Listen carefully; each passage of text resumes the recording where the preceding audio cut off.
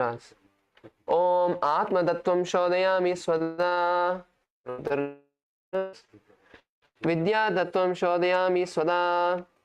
Pour another udharani of water in your hand. Shiva Tattvam Shodayami Swada. Pour another udharani of water in your hands. And wash them. Now, with the base of the right hand, wipe the upper and lower lip once. Om Ham Hridaya Yanamaha. Wash your hands with the dharani of water. Now, with the index, middle, ring fingers of the right hand, touch above the upper lip and below the lower lip. Wash your hands with an udharani of water. With the index finger and thumb, touch the right nostril, the left nostril, and with the ring finger and thumb, touch the right eye, right ear, left ear. Wash your hands with an udharani of water. Now with the little finger and thumb, touch the navel, the right chest, the left chest, and with all the fingertips, touch above the head, the right shoulder, left shoulder, and heart center. Wash your hands with the udharani of water.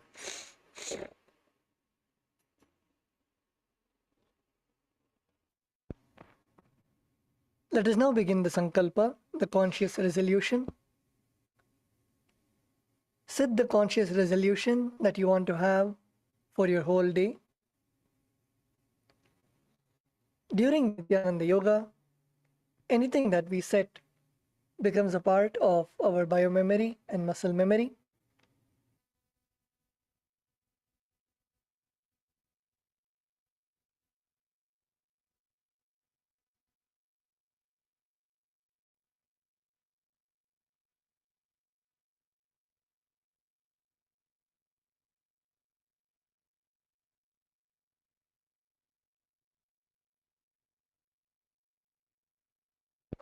Visualize yourself in a completely complete space without any patterns, incompletions, samskaras.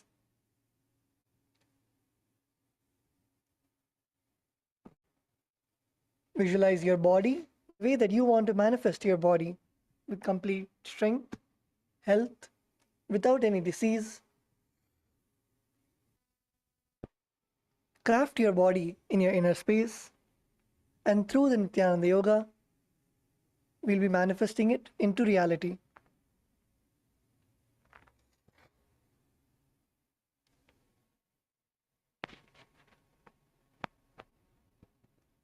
With this, let us now begin the Sankalpa. Please place your right hand on your left palm and place both your hands on your right thigh. As we now begin with the Sankalpa mantra. Mamopata samasta duridakshaya dwara Bhagavat Shri Nithyananda Paramashiva Prityartham Shri Nithyanandeshwari Paramashiva Shakti Sameta Shri Nithyanandeshwara Paramashiva Prityartham cha Shubhe Shobhane Muhurte Adya Brahmanaha Dvidiya Pararde Shri Shvetavaraha Kalpe Vaivasvatamanmantare Ashtavimshaditame Nitya Yuge Pradame Pade Jambu Dvipe Bharatavarshe Bharadakande Meroho Dakshine Parshve Shakabde Asmin Vartamane Vyavaharike Prabhavadinam Chashtya Samvatsaranam Madhye Krodinam Samvatsare Uttarayane Veshwar Ritau Kumbhamase Krishna Pakmaritau Srayuktayam Bhaganakshetra Vanayoga Balavakarana Evam Guna Visheshana Vishishtayam Astyam Shubhiditau Shri Kailasonnada Dwadashanda Shyamalapita Ruda Shri Meenakshi Sundareshwara Vinnaswarupa Parajivaputtaratna Kumara Gurumanya Tulyavadara Shri Karvati Stanyapana Labdha Divya Jnana Vishruta Sakala Nigama Kamasarabhuta Dravida Veda Pravartre Srimad Paramashiva Karuna Samadhikata Mukta Maya Chadrashrayana Giyamana Chatra Chamara Shri Chinnaka Haladi Samasta Vidiravalyankrita Jnana Vijnana Chakravarti Sarvajana Sangha Sadhyo Nirvana Diksha Vayapa Varga Varsha Vishwana Jimota Paramada Kalapakesari Shaiva Siddhanta Sthapanacharya Raja Vanya Maharaja Guru Shabana Shakyadi Mahandakar Nivarana Jnana Bhanu वीक्षणा Narhar ध्वजोच्छेदन पूर्वक श्रीमत् ऋषभध्वज स्थापक सर्वज्ञ पीठारूढ़ श्री जगद्गुरु श्री ज्ञान संबंध देशिक स्वामी वागीश सुंदर माणिक्य वाचक स्वामी अवतार भूत श्री ज्ञान संबंध स्वामी पुनरुद्धृत श्यामला पीठ सर्वज्ञ पीठ तृणवद्युत्तर द्विशततम गुरु महासन्निधान अरुणाचल सर्वज्ञ पीठ गुरु महासन्निधान कैलास परागत कांची कैलास सर्वज्ञ पीठ त्रयस्त्रिंशदुत्तर द्विशततम गुरु महासन्निधान नित्योत्सव नित्य मंगल नित्य कल्याण नित्य रजित कैलास परंपरागत आदि कैलास नित्यानंद पीठ महासंस्थान महासिंहासन पीठ कर्त्रे साक्षात् श्री परम शिव समुद्भूत कैलास परंपरागत वैवस्वत इक्ष्वाकु हरिश्चंद्र भगीरथ श्रीरामचंद्र सूरसेन इत्यादि अनवच्छिन्न सार्वभौम चक्रवर्ती परंपरा चतुर्योगिनी चतुष्षष्टि संप्रदाय प्रवर्तक धर्म शासन सूर्य वंश प्राप्त सर्वज्ञ पीठ सुरांगी साम्राज्य मूर्धाभिषिक्त चूड़ामणि साक्षात् श्री परमशिव समुद्भूत कपिल महागुरु पुनरुद्धृत महानिर्वाणी पीठ अष्टोत्तर सहस्र श्री महामंडलेश्वर साक्षात् श्री परमशिव समुद्भूत श्री महागणपति समारंभ अनवच्छिन्न पीठाधीश्वर गुरु परंपरा प्राप्त अटल पीठ अष्टोत्तर सहस्रतम अष्टोत्तर सहस्र श्री अटल पीठाधीश्वर स्वर्ण पीठ त्रयोविंश गुरु महासन्निधान कैलास परंपरागत आदिपीठ सर्वज्ञ पीठ जगत गुरु श्री कैलास पुनरुद्धारक श्री कैलास परमाचार्य श्रीमद परमांस परिव्राजकाचार्य वर्य सच्चिदानंद प्रणव स्वरूप श्रोत्रिय ब्रह्मनिष्ठ श्रीमद जगत गुरु भगवत श्री नित्यानंद परम शिव ज्ञान संबंध देशिक परमाचार्य स्वामिनां प्रीत्यर्थं तेषां पादारविन्दयोः भक्ति सिद्ध्यर्थं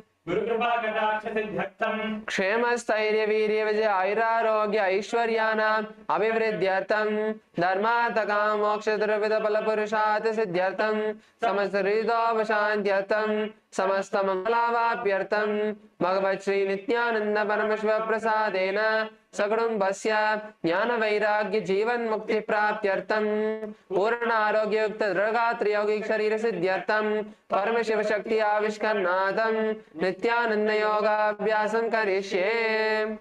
Now please take an udharni of water and wash your hands. Om apaupasprisya.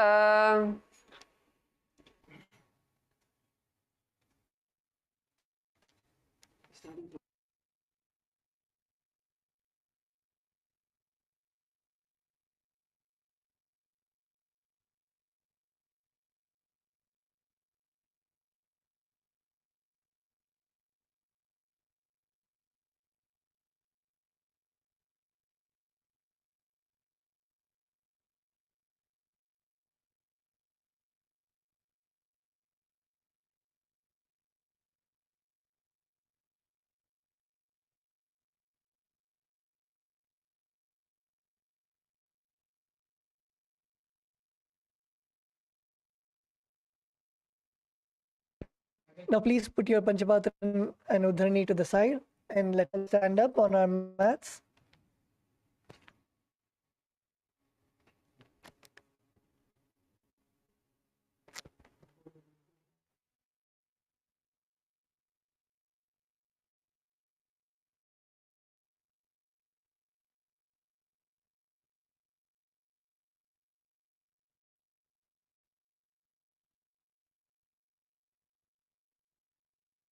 Please sit down.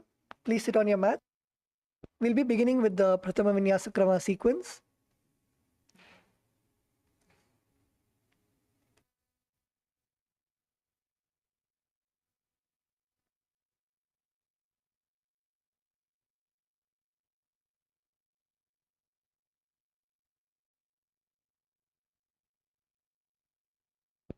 Please sit on your mats in Sukhasana.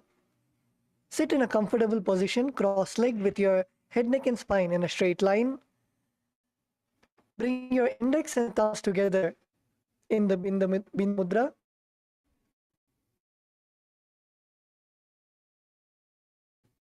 On top of the respective.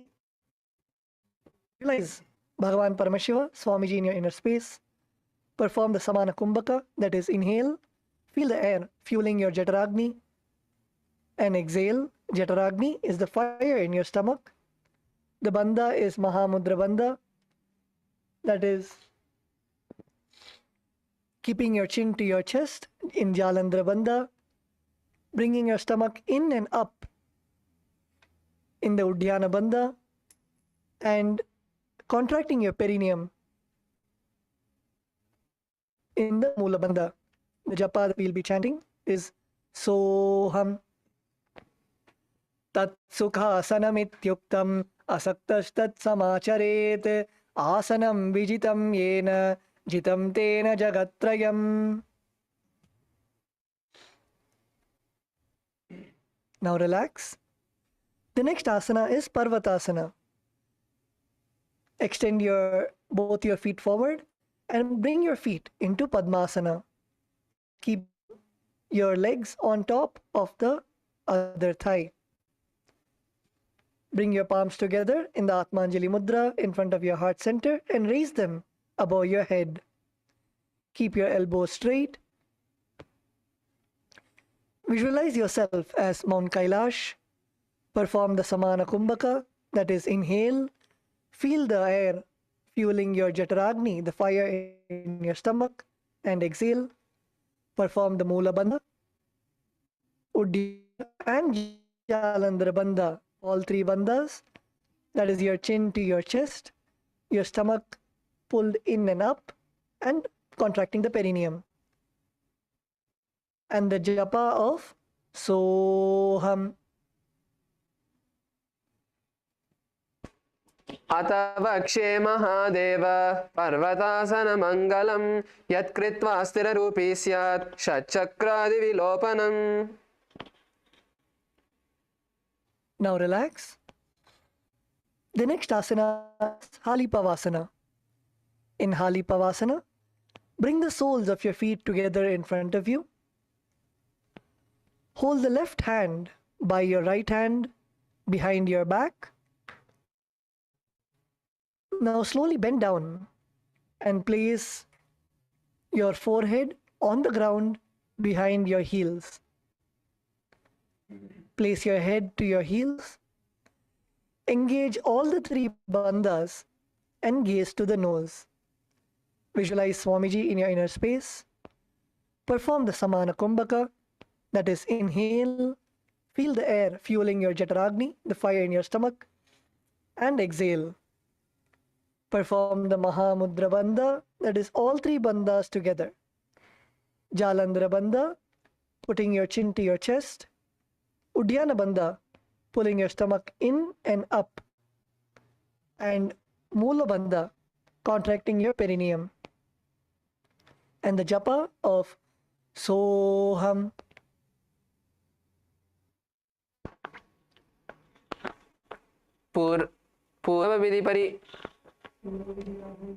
पूरब विधियाहू में जानो उभय पगतली संपुटानो पृष्ठपचेदो वो कर लियावो दचन कर सो वाम गहावो पिष्टि हतेल्यांकी है जोई हमसु सहित भूमि धरे सोई पुनिला लाटी भूप परिताने एडिया लगता माही आने. Now relax and come up. Continue to remain in the same position. Keep your soles of your feet together in front of you. Now stretch your hands and cup your hands.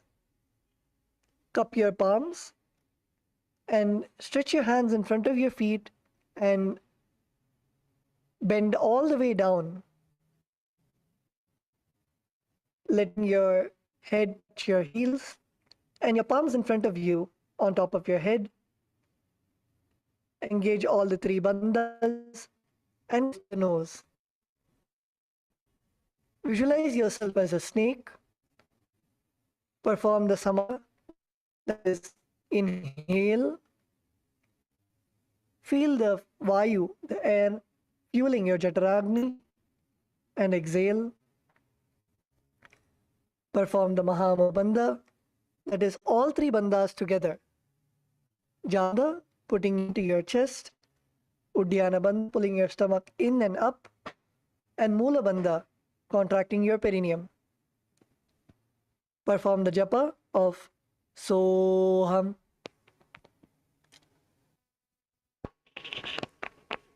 पूरब विधि परियाग नैने च होई कहो निपनस्यो लगाई हागाने दर्दे लगावे पसारे दो हाथ की अंजुलि करे भूयड़ी परि लगावे दृष्टि न स अग्र आसन कौगुन शरीर बता जाई. Now relax, please come up. The next asana is Kokilasana. In this asana, stretch your legs in front of you. Hold the big toes with your index and middle fingers. Perform the Prana Mudra, that is, your index and middle fingers stretched out. Hold your big toes with the index and middle fingers. Stretch your legs out and upwards. Then cross your feet into Padmasana, bringing your opposite feet to your opposite thighs. Now lean forward and down onto your elbows. Visualize yourself as a bird. Perform the Samana Kumbhaka, that is, inhale, feel the air fueling your Jataragni, and exhale. Perform the Mahamudra Bandha, that is, all three bandhas. Jalandhara Bandha, bring your chin to your chest.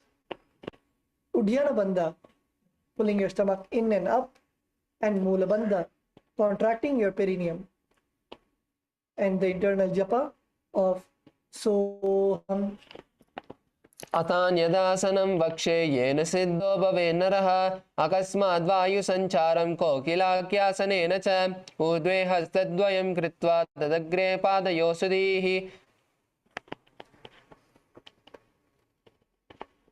Now slowly come up. Release your legs from Padmasana and place one ankle on top of the opposite knee. Place your ankles on top of your opposite knee and hold opposite elbows with your hands. Now gaze to your nose. Visualize Swamiji in your inner space. And now slowly rotate your arms in a circle. Perform the Samana Kumbhaka, that is, inhale. Feel the air going to your Jataragni, the fire in your stomach, and exhale. Now change direction.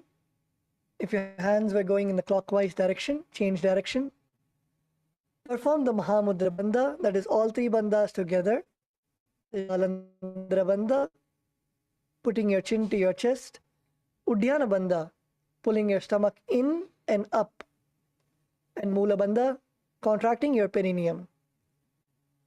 The internal japa of Soham. घोड़ा बामा पाद की आशमा हिली सोय दच चरण को वारि लौता परिगुल्प समोय वाम पाद गुल्पज जाना तापरि घोड़ा तच की आमस बारली ठान बहुरी बुजा दो करके जोई कहुन्या लगता पकर सोई बुझ पसारे अर्ध करि रासे नासा दृष्टि वचन नहीं बासे. Now relax. The next asana is Gajasana. In Gajasana, come to your hands and legs. Press your hands onto the ground, lifting your hips as high as possible towards the sky. Make sure that your heels are onto the ground and your palms are on the ground. Make sure that your back is straight, your legs are straight, and your hips are as high as possible. Now slowly lower your head and then lower your chest, scooping your body forward and up again and again. Bend your elbows, bring your face and chest all the way up to the ground and come back up. Scoop your body forward again and again. Visualize yourself as an elephant.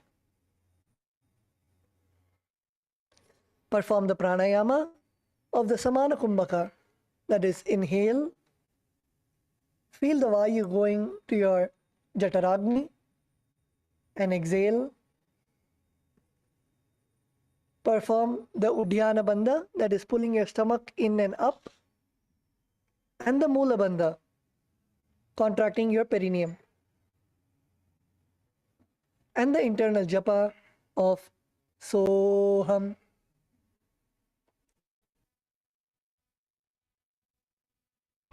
नुज्जपादाग्रे भूभो कृत्वा लब्धीभूय वस्तकाग्रे हृदाय नितम्बं मूर्धमुन्नय नामि लक्ष्यं भूमौ नासिकामानीय हस्ततरपर्यन्तं नयेत् इत्थं पुनः पुनः कुर्यात् गदासनं भवति. Now continue to remain in the same position. The next is Rikshasana.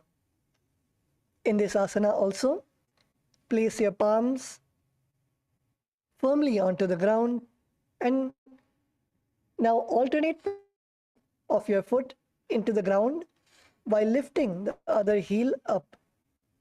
So when your right heel is down, lift your left heel up. And when your left heel is down, lift your right heel up. Repeat this again and again. Visualize yourself as a bear. Perform the Samana Kumbhaka, that is, inhale. Feel the air fueling your Jataragni and exhale. Perform the two bandhas of Uddiyana Bandha, pulling your stomach in and up, and perform the Mula Bandha, contracting your perineum, and perform the japa of Soham.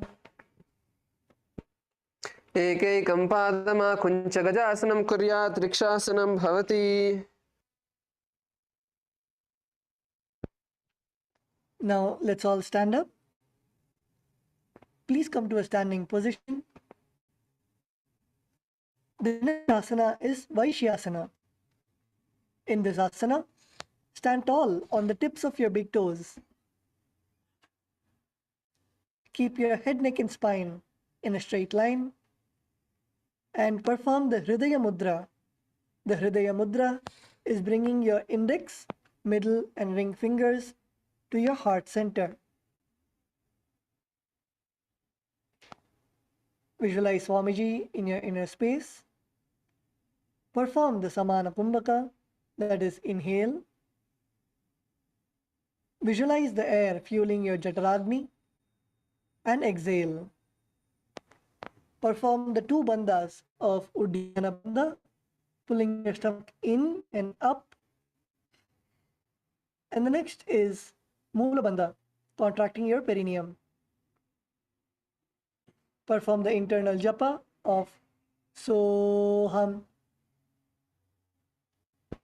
केशेन पादयुगलं तद्वातिष्ठेतदोमुखः अथ वैश्याः वक्षे यत्कृत्वा सत्यवान् भवेत्.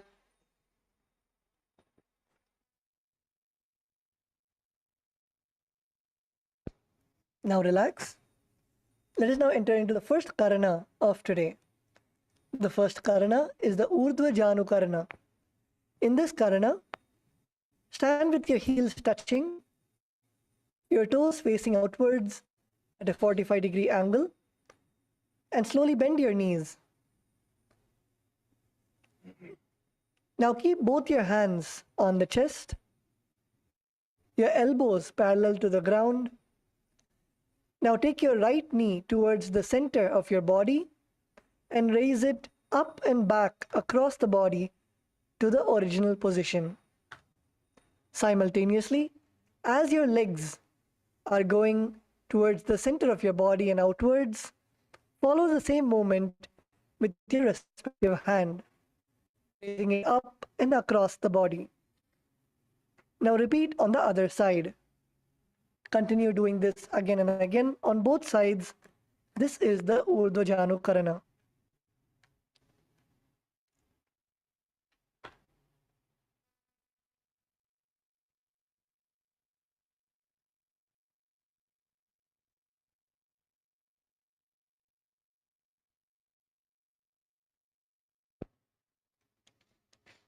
Now relax. The next asana is Mahalingasana. Continue to remain in a standing position. Now interlace the fingers from outside in. This is the Sarvavashankari Mudra.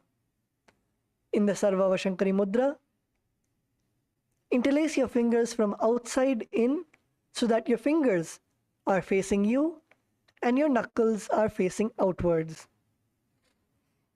Now place the Sarvavashankari Mudra, your hands on your knees, and begin with your right leg.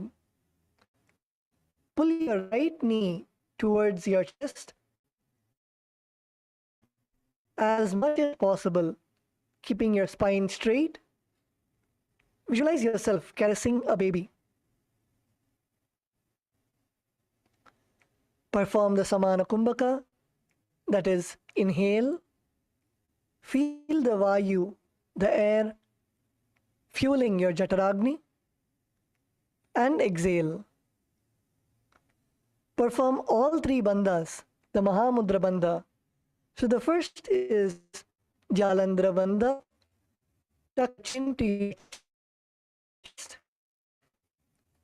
The second is Udhyana Bandha, pulling your stomach in and up.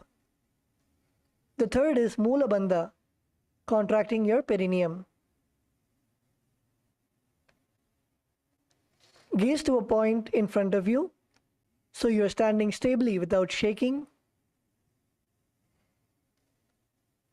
Perform the internal japa of Soham. Ekam janu urasi alingya satavyam bhalinganam bhavati.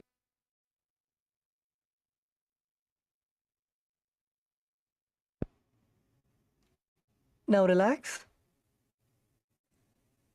Next asana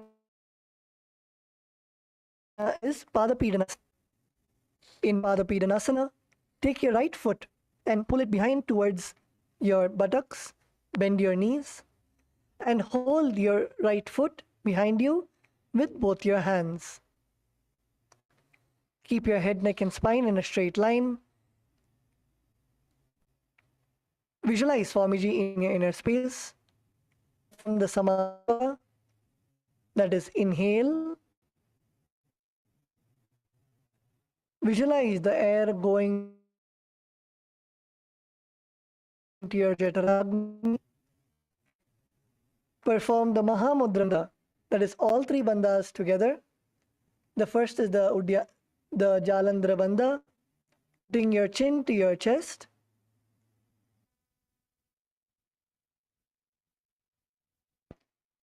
The second is Udhyana Bandha, pulling your stomach in and up.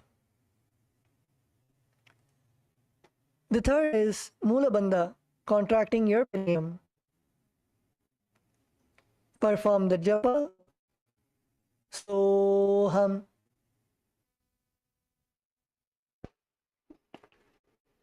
स्थित्वस्मिन् पादतले कराभ्यां वेष्टयेतनं पृष्ठे संस्थाप्य यत्नेन पादकीर्णमासनम्. Now relax. The next is Natarajasana.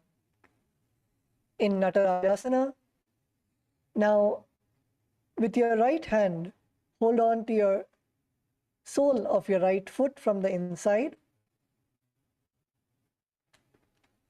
Extend your opposite hand, that is the left hand, forward. Keep the Bindu Mudra, your index and middle fingers together. and your other 3 fingers stretched out. Simultaneously, bend forward and pull the back and up. Lean forward. Extend your left arm in front of you. Keep your gaze where your left fingers are pointing. Visualize yourself as Bhagavan Nataraja, the dancing form of Bhagavan Paramashiva. Perform the Samana Kumbhaka, that is, inhale. Visualize the air going to your Jataragni, the fire in your stomach, and exhale.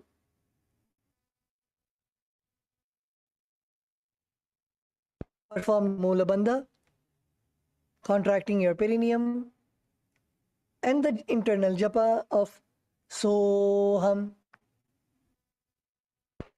उत्तानपादं क्रौञ्चं च मरीचिं वीरभद्रकं नटराजं त्रिकोणं च सुप्ताङ्गुष्ठप्रसारणे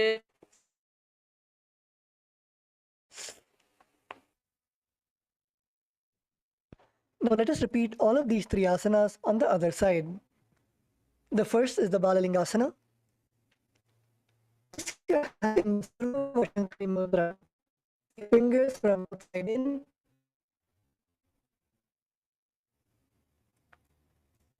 Now hold on to your left knee and pull your left knee towards your chest. Keep spine straight and engage all the 3 ones. Visualize yourself caressing a baby. Perform the Samana Kumbhaka. Inhale. Visualize the going into your Jataragni and exhale. Perform the Mahamudra Bandha, which is all 3 bandhas together. The first is the Jalandhara Bandha, putting your. The second is Uddiyana Bandha, pulling your stomach in and up. And third is Mula Bandha, contracting your perineum. Perform the internal japa of Soham.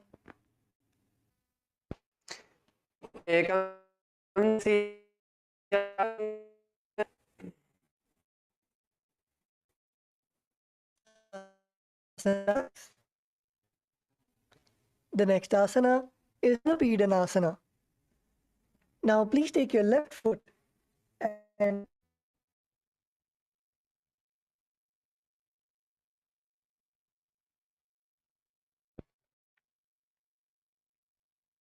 pull your left foot behind towards your buttocks, holding it with both your hands.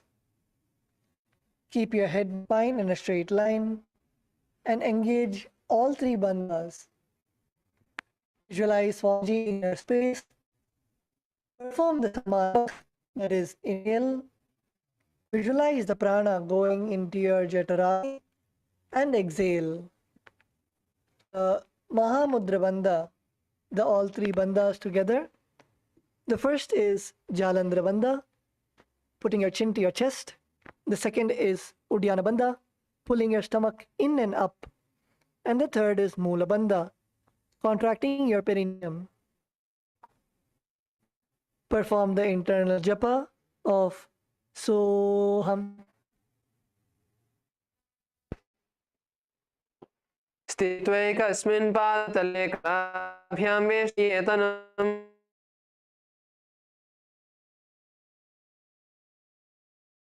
पृष्ठे.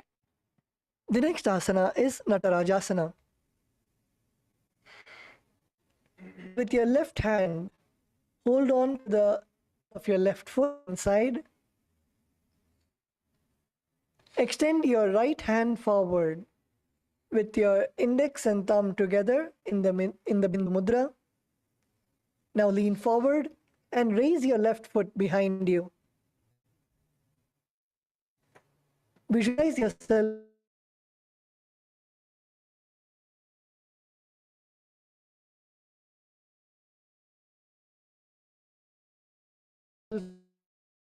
as Bhagavan. Feel the air going to your Jataragni and exhale. Form the Mula Bandha, that is contracting your perineum, and the internal japa of Soham. उत्तानपादं क्रौञ्चं च मरीचिं वीरभद्रकं नटराजं त्रिकोणं च सुप्ताङ्गुष्ठप्रसारणे.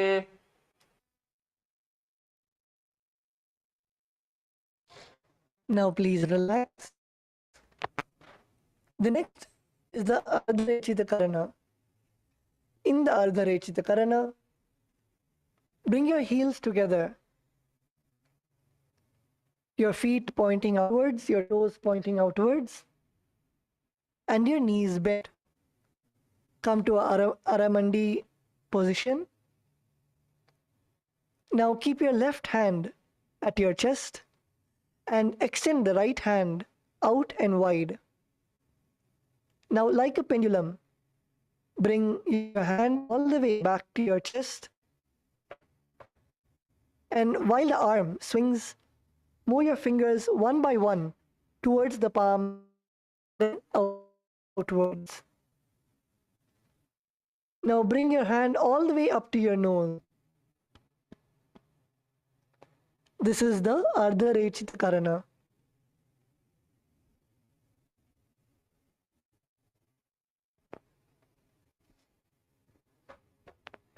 Now cross your other feet. Bring your left foot behind your right foot. And now alternate your hands.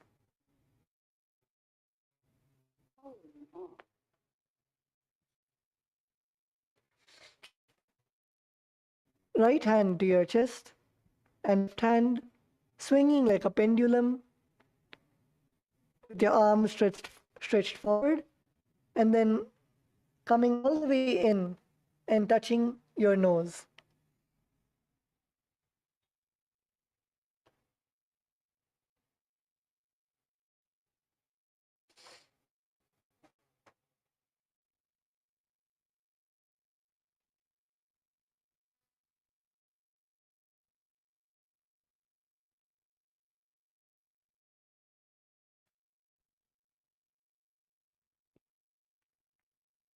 The next is the skeleton dance.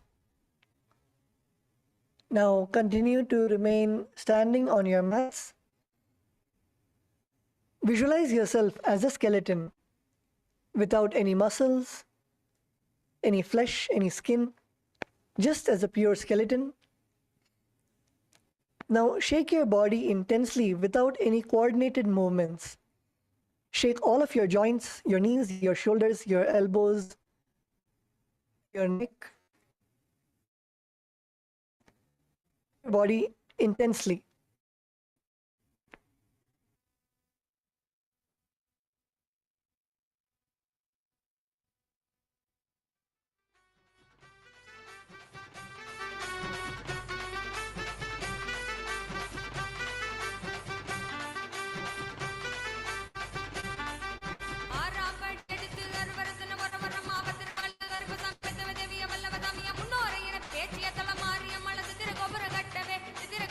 கட்டவே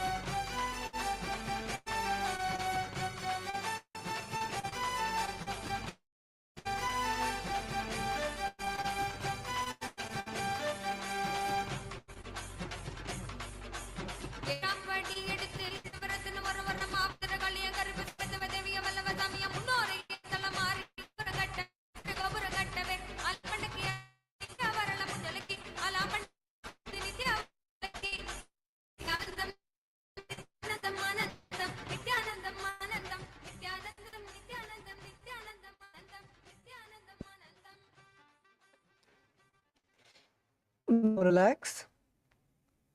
Stand still. Stop all the movement in the body. Continue to keep your eyes closed. Breathe in and out deeply. Inhale deep and exhale deeply. Feel the energy circulating around your body. Bring your awareness to your breath. Breathe as deep as possible, all the way until your knees. Inhale from your knees, all the way till your knees.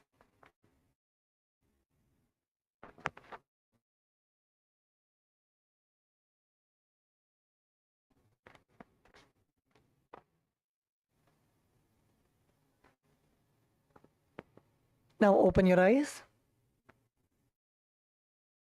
The next is the Katicha Karana.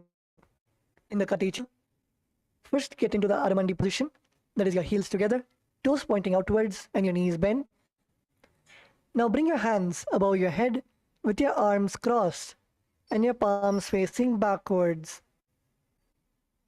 Now move your hips to the right side and uncross your arms wide above your head. Come back to the starting position. Now repeat on your left side. Turn your hips to the left side. Uncross your arms wide above your head and then come back to the starting position. Perform and again. This is the Katichinna Karana.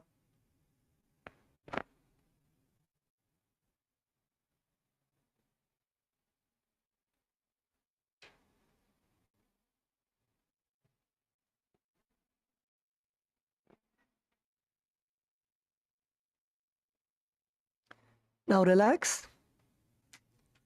The next asana is Tadasana. Continue to remain in a standing position. Now stand tall on the tips of your toes and raise your hands above your head with your arms beside your ears. Visualize yourself as a palm tree. Perform the Samana Kumbhaka, that is inhale. Feel the air going to your Jataragni and exhale.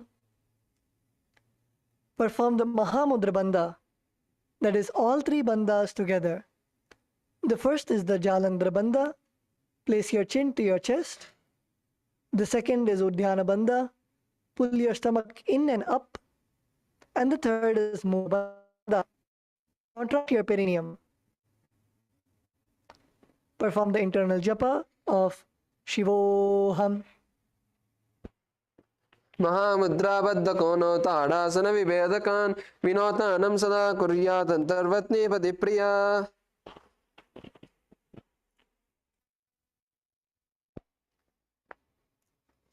Now relax. The next asana is Uttanasana.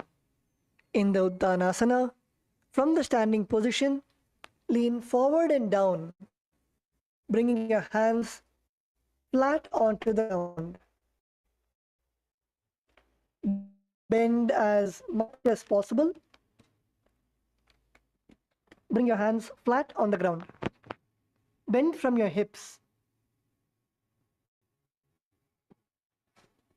Bend as much as possible.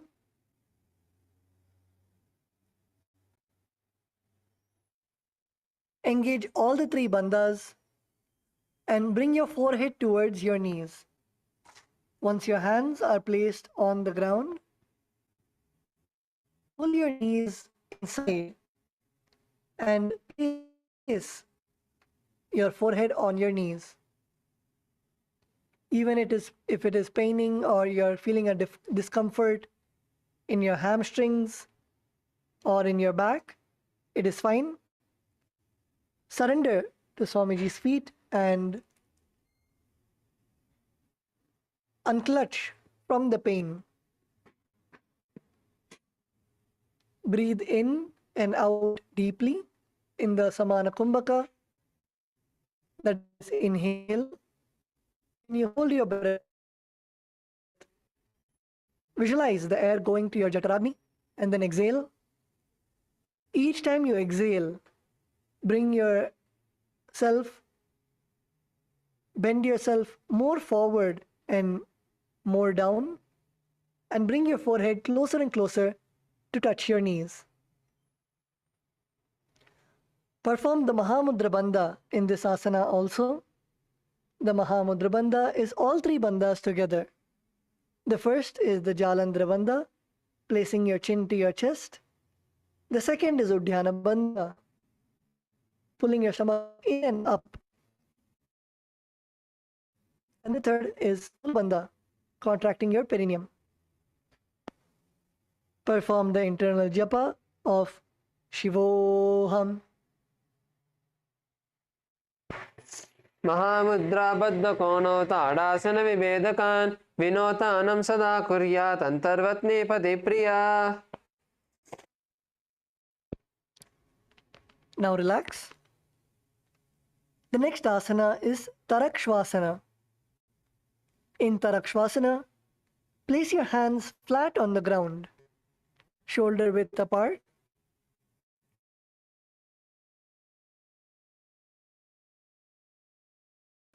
Now step your feet on the ground. Make sure that your back is straight. Now tuck your chin to your chest and rotate your head from side to side. Perform the Jalandhara Bandha. Place your chin to your chest and rotate your head from side to side, bringing your chin to your opposite shoulders. Visualize Swamiji in your inner space. Perform the Samana Kumbhaka, that is, inhale. Visualize the air going to your Jataragni, the fire in your stomach, and exhale. Perform the internal japa of Shivoham. गजासनवस्थित्वामस्तकं वारं वारं दक्षिणकक्षीं सव्यकक्षीं नयेत् तरक्श्वासनं भवति.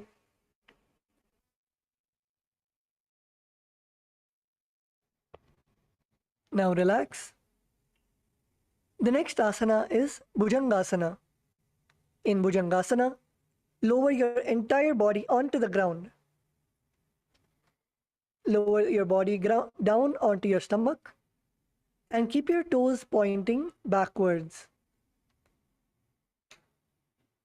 Now keep your hands next to your chest and raise your head up using the strength of your lower back. Do not lift with the support of your hands, but lift with the strength of your lower back. Keep your hands next to your chest, just as a support. The mudra that you will be performing is the Bhujangani mudra, that is, open your mouth wide and inhale through the hollow of your throat.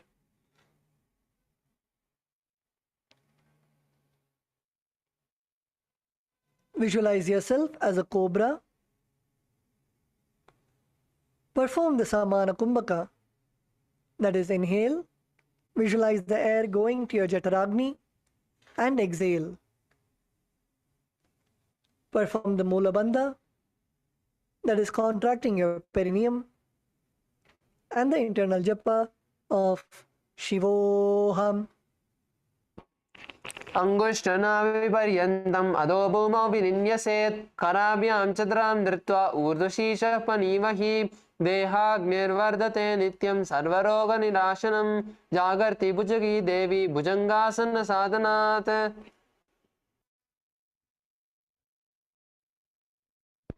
Now relax. Come back to a plank position, to Tarakshvasana, on your hands and feet. Raise your body off the ground. Come to Tarakshvasana, and in Tarakshvasana, alternate bringing your knee towards your chest. First, bring your right knee towards your chest, and then bring your left knee towards your chest.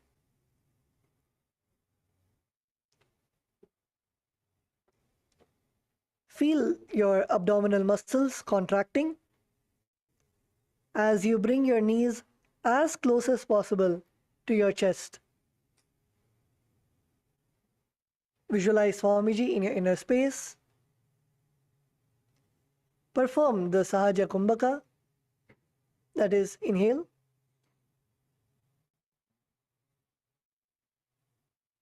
And exhale comfortably. Perform the Mula Bandha, that is contracting your perineum, and the japa of Shivoham. गजासन संस्थितौ जानद्वयमा कुञ्च वारं वारं कर्तव्यं शशासनं भवति. Now relax. Continue to remain in the plank position in Tarakshvasana.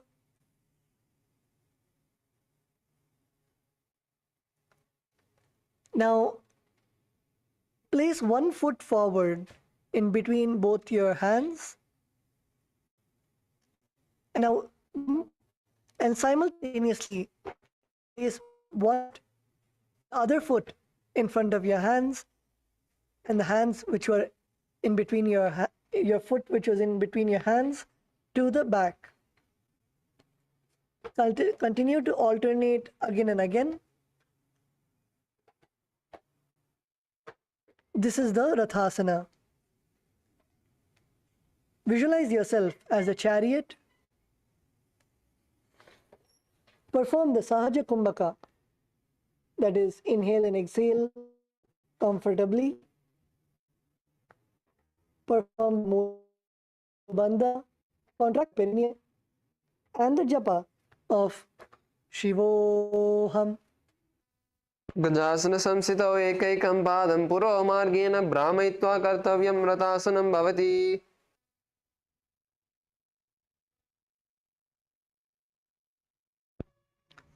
Now relax. The next asana is Virabhadrasana. In Virabhadrasana, keep one foot flat on the ground, your toes pointing forwards, and bend your knees to a 90-degree angle. Extend your other leg back, keeping your knee straight and toes pointed out. Now raise your arms parallel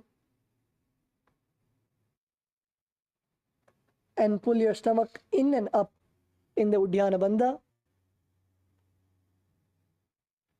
and perform the Mula Bandha, that is contracting your perineum. Gaze to the third eye. Visualize yourself as Bhagavan Virabhadra. Bhagavan Virabhadra is the ferocious manifestation of Bhagavan Paramashiva, who came out of Paramashiva's own jata. Perform the Sahaja Kumbhaka, that is, inhale and exhale comfortably, and perform the japa, internal japa of Shivoham. वासिष्ठमतकौण्डिन्यं वासिष्ठमतकौण्डिन्यम् ऊर्ध्वकुक्कुटमेव च अष्टावक्रमतोत्थानं मयूरं सेतुबन्धनं उत्थानपादं क्रौञ्चं च मरीचिं वीरभद्रकं नटराजं त्रिकोणं च सुप्ताङ्गुष्ठप्रसारणे.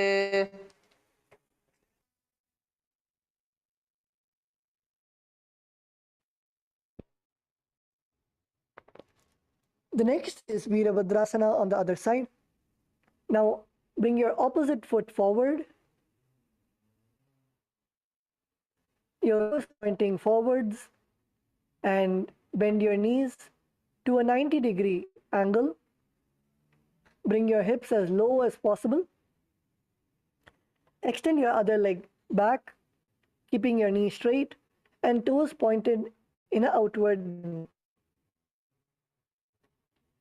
Now raise both your arms up and parallel to each other beside your ears, and pull your stomach in and up. Gaze to your third eye.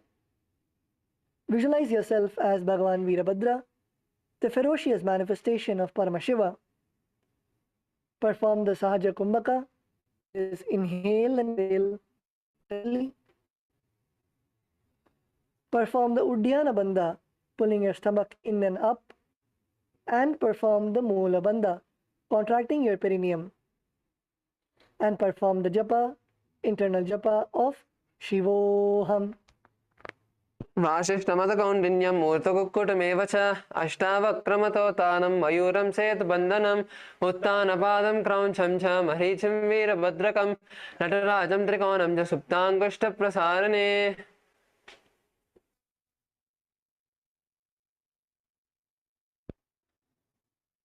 Now relax and come to a standing position.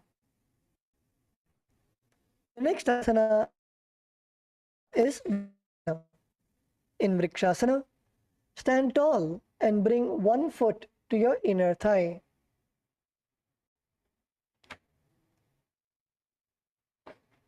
Bring your palms together in the Anjali Mudra and slowly raise your palms.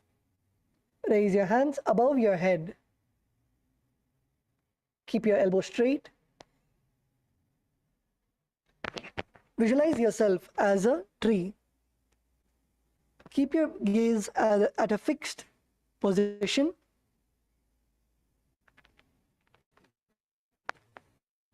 Perform the Kumbhaka, that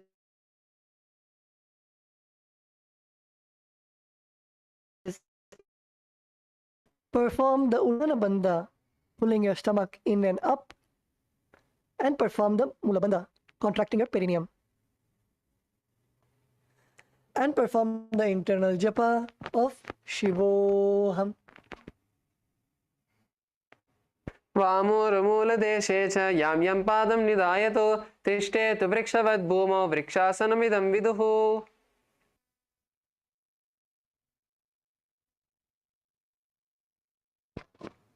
Now relax.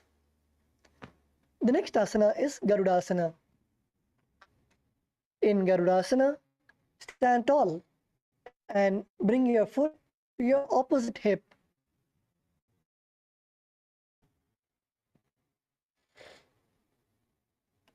The foot which is on the ground, plant your foot firmly onto the ground and your knees as straight as possible.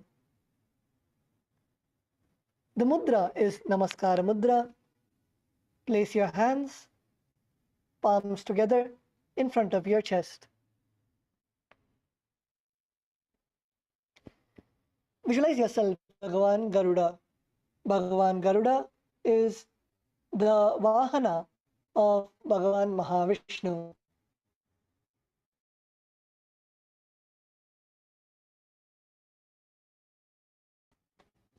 Comfortably. Perform the Mula Bandha, contracting your perineum, and the internal japa of Shivoham. गरुडासनमावक्षे येन ध्यानं स्थिरं भवे सर्वदोषाद्विनिर्मुक्तो भवति महाबली एकपादमुरो बत्वा एकपादेन दण्डवत् जङ्घापादसन्धिदेशे जानुव्यग्रं व्यवस्थितम्. Now let us perform both these asanas on the other side. The next asana is Vrikshasana. In Vrikshasana, now bring your other foot to your inner thigh.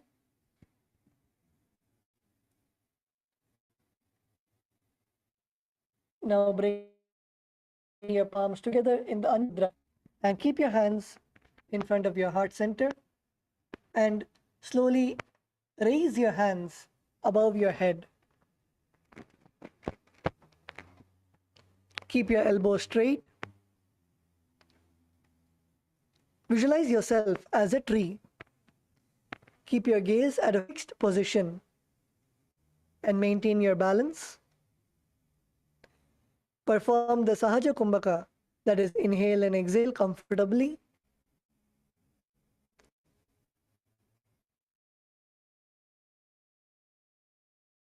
Perform the Uddiyana Bandha, pulling stomach up, and the Mula Bandha, contracting your perineum. Perform the internal japa of Shivoham. वामोरुमूलदेशे च यां यां पादं निधायतु तिष्ठेत वृक्षवद् भूमौ वृक्षासनमिदं विदुः.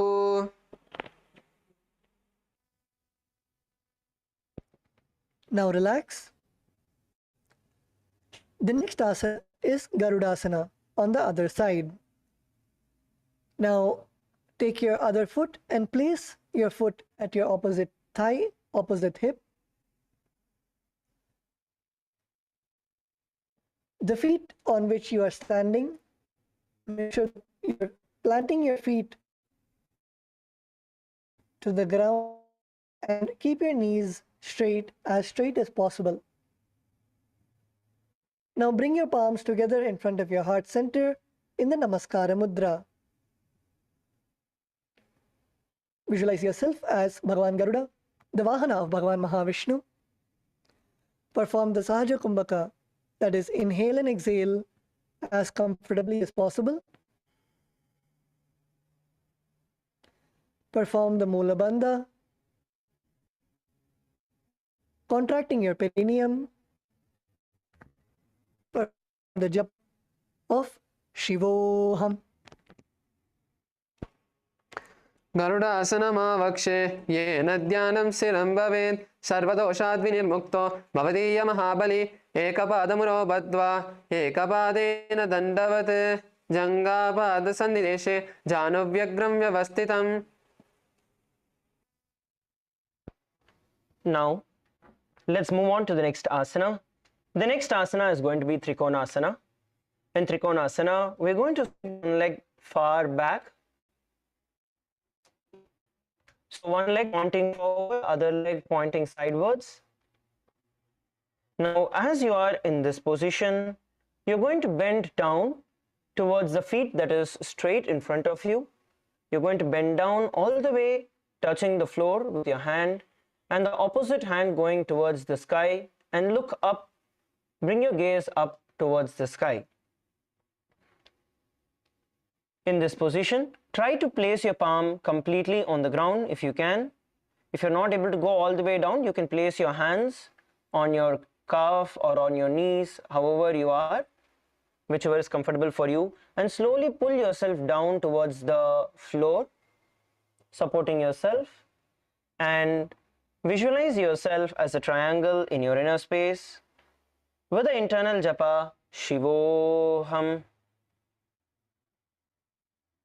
उत्तानपादं क्रौञ्चं च मरीचिं वीरभद्रकं नटराजं त्रिकोणं च सुप्ताङ्गुष्ठप्रसारणे.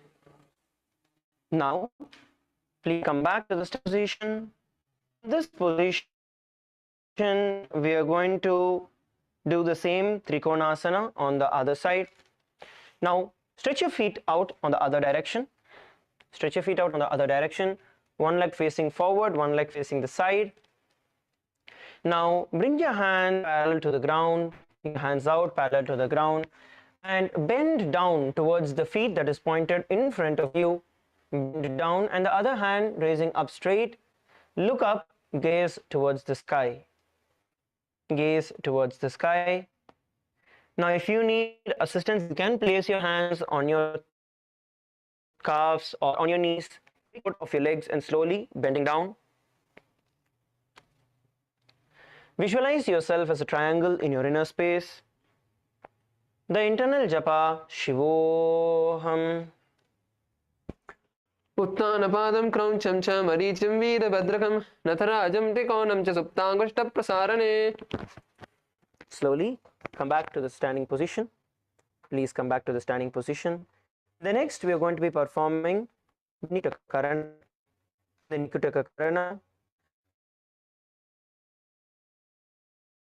As you are standing in that which are your feet together, toes apart. Now, in this position, you're going to lift one of your feet up and then stomp it onto the ground. As you switch the hands, the position of your hands in front of your heart, let us perform the Nikutaka Karana. Please ensure there is a slight bend in your knee throughout the entire motion.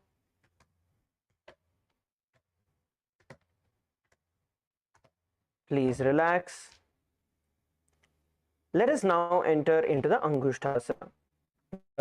You're going to lower down onto the tips of the toes, pressing the perineum on the back heels. Lower down on your toes, sitting down on your heels. Now bring your knees together. Bring your knees together as close as possible and place your hands in front of your heart in the Namaskara Mudra. Your hands in front of your heart in the Namaskara Mudra. You're going to visualize Swamiji in your inner space, and we are going to be performing the Brahmari Kumbhaka. In Brahmari Kumbhaka, we are going to be inhaling with the sound of a bee buzzing. As you inhale and then slowly exhale and repeat the same.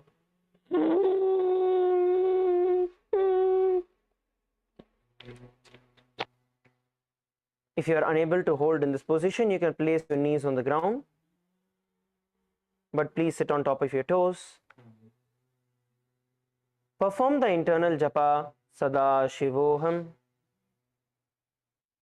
कबन्धासनमित्याहुः गोरक्षासनमेव च अङ्गुष्ठमुष्टिकं ज्ञेयं ब्रह्मप्रासादितं तथा. Now, from this position, we are going to be entering into Saurasana. As we are seated on the tips of our toes, you're going to extend one leg straight in front of you, the heels down and the toes facing up. Now place your fingers onto the ground by the sides, palms facing forward. Palms facing forward. Place your hands on both the sides of your hip, palms facing forward, and one leg stretched out in front of you, heels on the floor and knees up. Let us perform the asana, the Saurasana. Please hold this position. Visualize Swamiji in your inner space and the internal japa Sada Shivoham as we perform the Brahmari Kumbhaka. प्रसार्य एकं पादतलं संस्थाप्य त्वैकपादकं करत्वैकं पादतलं कृत्वा साम्नैव धारयेत्. Slowly, from this position, we are going to enter into the Vidhunanasana. In Vidhunanasana, as your feet are stretched out, you are going to lift the same hand, the feet which is stretched out, lift that hand, place it in the Prana Mudra, which is your index and your middle finger together, and hold on to your big toe as you bend down. With your other hand holding on behind the heel. To get a better balance, you can drop your knees onto the ground.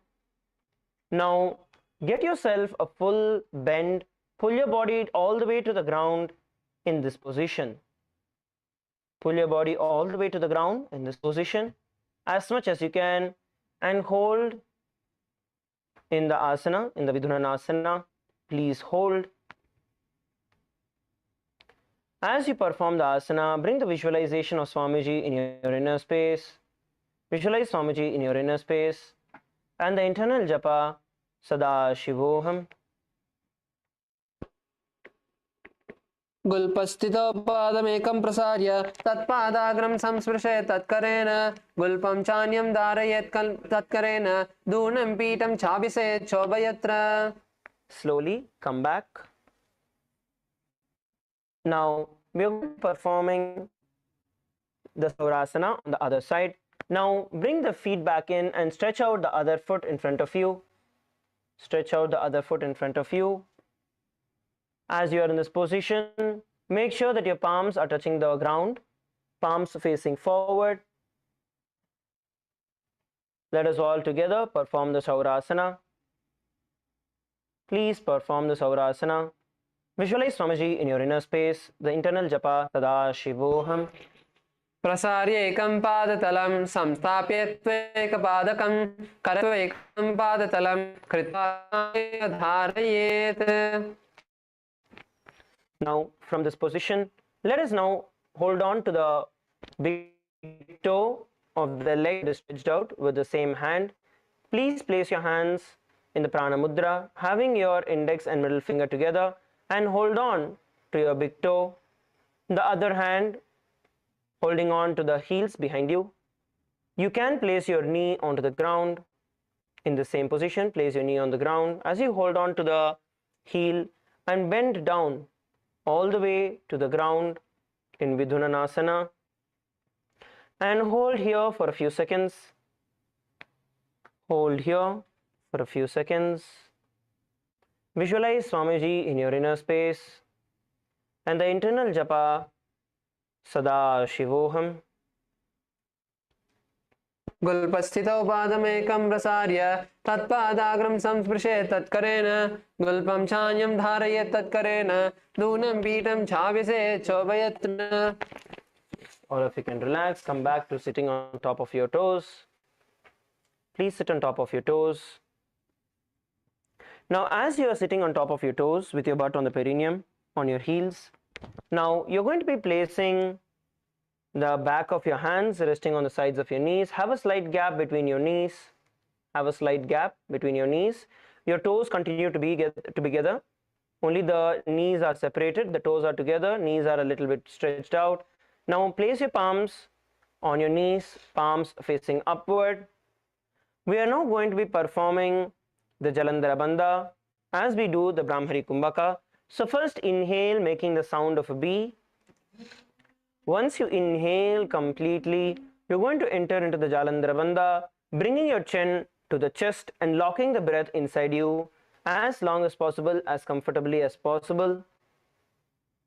And when you are no more able to hold on the breath, slowly release the Jalandhara Bandha and exhale through your nose and repeat it again. During this whole period, visualize Swamiji in your inner space and the internal japa Sada Shivoham. दो पनापानी होय वैसे एड़ी दो गोड़ा निवेसे कोरपक तलिया की माहिली ice माहेरा से मिली दो गोड़ा आगे आने सुदो करी ऊंचा ले डाने हस दो ले ऊपरी धरे उबे हथेली सुधी करे. Slowly, from this asana, we are going to enter into the Kapilasana. We are going to now drop our feet onto the ground from previous asana, from the Brahmajarankushasana. You just going to drop your feet onto the ground. Now, have your knees stretched out as wide as possible. Stretch out your knees as wide as possible. Your toes together, you seated on your heels, perineum on your heels, seated on your heels. Now, place both your hands, your palms on top of your knees. Place both your palms on top of your knees. Continue to be seated on top of your heels. Now, we are going to be performing the Udhyana Bandha after we do the Brahmari Kumbhaka, which is inhaling with the sound of a B, then exhaling. Once you exhale completely, then you're going to perform the Udhyana Bandha by pulling your stomach in and up and holding as long as you can. And once you relax, again you're going to inhale by creating the sound of a B in your inner space. You're going to visualize yourself as Kapila Mahamuni. Let's all perform the Kapilasana. Inhale, making the sound of a B. And exhale completely. Now, let us pull our stomach in and up in the Udhyana Bandha. Visualize stage Vashishta in our inner space with the internal japa Sada Shivoham. उबे पगतली समट हरावे तिनकी माहिली core मिलावे पनापान ओकड़ होय वैसे एड़ी दो जोनी निवेसे गोड़ा दो भूमि लगावे समशरीर निकाट हरावे हस्त दो ले ऊपरी धरे उबे हथेली सुधी करे. Now, we are going to perform the Bhadragoraksana being seated in the same position. We are now going to shift our gaze towards the third eye.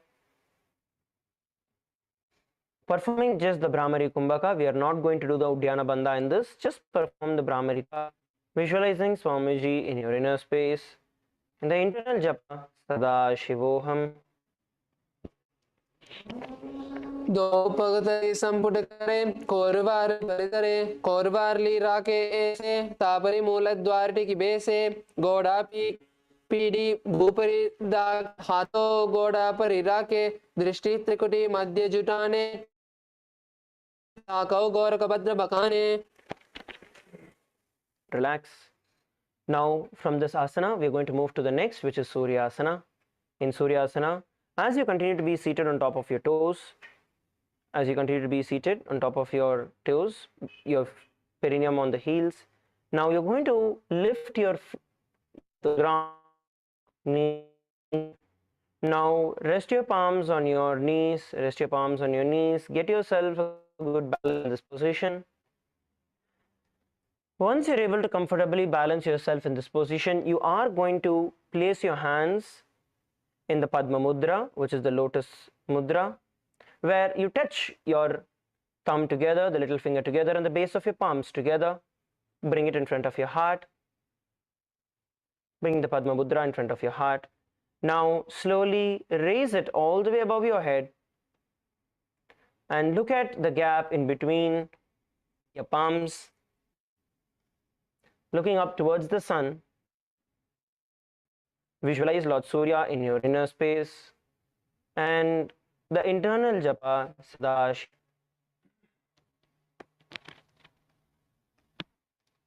AD दो गुड़ा तरियाने पना पानी बेड़क पुनिटाने गोदा जंग अदर करे रहे आड़े बाम इसी विधि गहे दो न तारे कमल अंगुली दारे पौहना मदि छिद्र पुनिताने छिद्र विषय पुनि दृष्टि जुआने.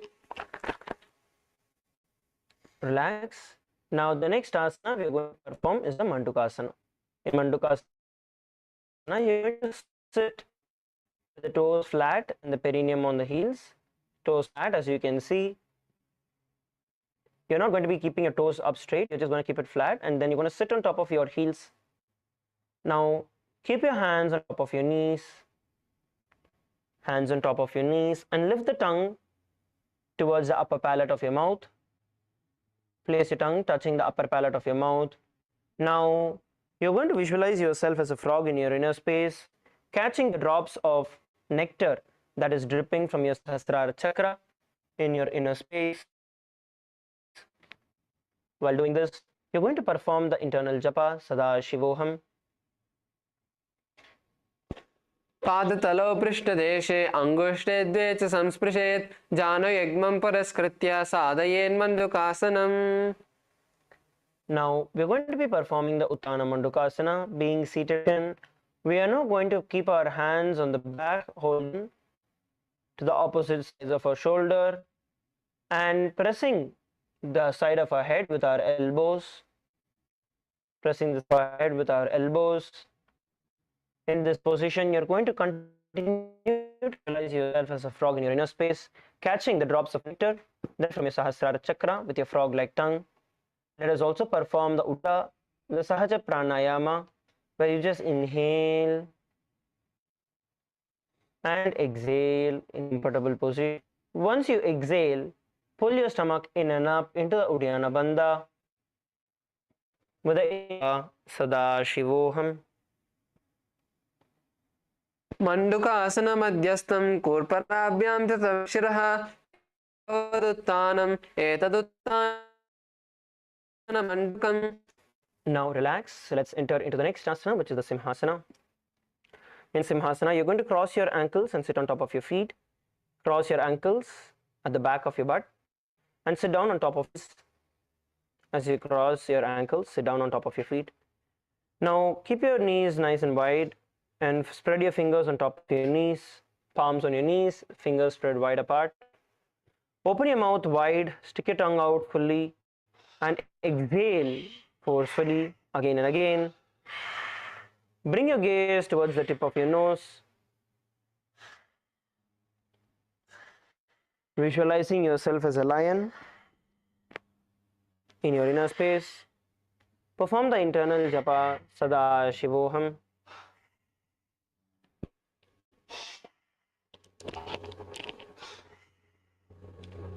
दक्षिणं सव्यगुल्पेन दक्षिणेन ततेतरं हस्तौ च जान्वौ संस्थाप्य स्वाङ्गुली च प्रसार्य च व्याक्तवक्तो निरीक्षेत नासाग्रं सुसमाहितं सिंहासनं भवेदेतत् पूजितं योगिभिः सदा. Please relax. Let's enter into the next asana. sit on your heels. Wide apart. Now, sit behind the back and hold on to the big toes. Cross your hands behind the back and hold on to your big toes, the prana mudra, which is your index and middle finger. Hold on to your opposite big toes. In this asana, we're going to be performing the Jalandhara Bandha, which is once you inhale and fill your chest with the air, lungs with the air, pull your chin down towards the chest, locking yourself into the Jalandhara Bandha. Visualize Swamiji in your inner space and the internal japa Shivoham. गुल्पौ न स्यादो युगमेन समाहितः पादाराभ्यां च धृत्वा च पृष्ठदेशतः जालन्धरं समासाद्य नासाग्रम् अवलोकयेत् भद्रासनं भवेदेतत् सदि विनाशकम्. Now, we are going to move on to the Kakabhushandi asana. In the Kakabhushandi asana, you're going to squat down, your feet flat on the ground, knees open in front of you. Bring your arms in and around the back. So you're going to bring your arms in around the knees and around the back and interlace the fingers behind your back. Interlace the fingers behind your back. Try to hold as much as possible. Pull your body as close as possible, trying to interlock your fingers as much as possible. Come on, pull, pull, pull, pull. Now bring your gaze towards the nose, visualizing yourself as a in your inner space and the internal japa sada Shivoham. प्रथमे वेश उकड़टाने दो हाथ पगम बीच आने तिनको मोड़ी नलिया परिलावे पृष्ठ बचे कांक से करावे या आसन के किए ते द्रिगुड़ी जो सुबह जाय जयत राम योग कीजिए नासा दृष्टि लगाय. The next asana we are all going to be performing is the Kanipavasana. Now in Kanipavasana, your skin is squatted. Now you're going to place your palms on the floor, shoulder width apart. Palm apart, knees onto the back of your arms as close as possible towards the armpits. Bring your knees on the back of your arms as close as possible towards your armpits. Now once you are in this position, you're going to shift your weight to the front of your body towards your head and slowly, foot at a time, off the ground. Lift both the feet off the ground and balance in this position. Try to pull your heels as close as possible to your butt. In this asana, we are going to visualize Swamiji in our inner space and the internal japa sada Shivoham. आसन को गुण जो आसन को गुण पीति जाई. Now, the progression from this asana, as you are in the Kanipavasana, you can drop down onto your head in front of you. You can just bend forward, placing your head onto the ground. Placing your head onto the ground, drop down onto your head. And once your hands and knees are together, once you are able to get yourself balanced in this position, slowly lift your feet up towards the sky and balance in the Kapali Asana. We can do this along with our partners. Those of you who need assistance, please get along with your partners. Let's perform the Kapali Asana together with your partner. So the partners can assist. You can also do the same thing from going down. So while you are on your, you can be on your knees, and from your knees, you can place your head on the ground. Place your head on the ground. Your hands in front of your face, not by the side but in front. Your elbows perpendicular 90 degrees to the ground. Now slowly pull yourself up. Bring one leg together, one leg at a time. Lift it up and then lift the other and Once you get a balance in this, you're going to lift your body up, lift your towards the sky, to balance in the position. Let us perform the asana, the Kapali asana together.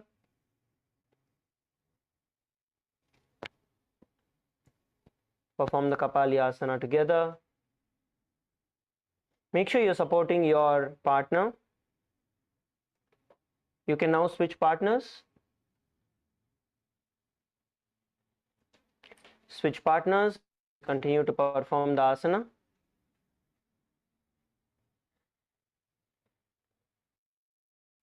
Bring your head onto the ground, your palms in front of your face, elbows 90 degree perpendicular to the ground.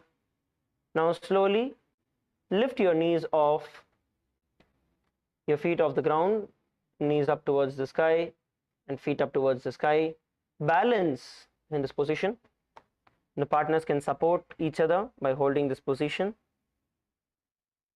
Come on, LA female team, please perform.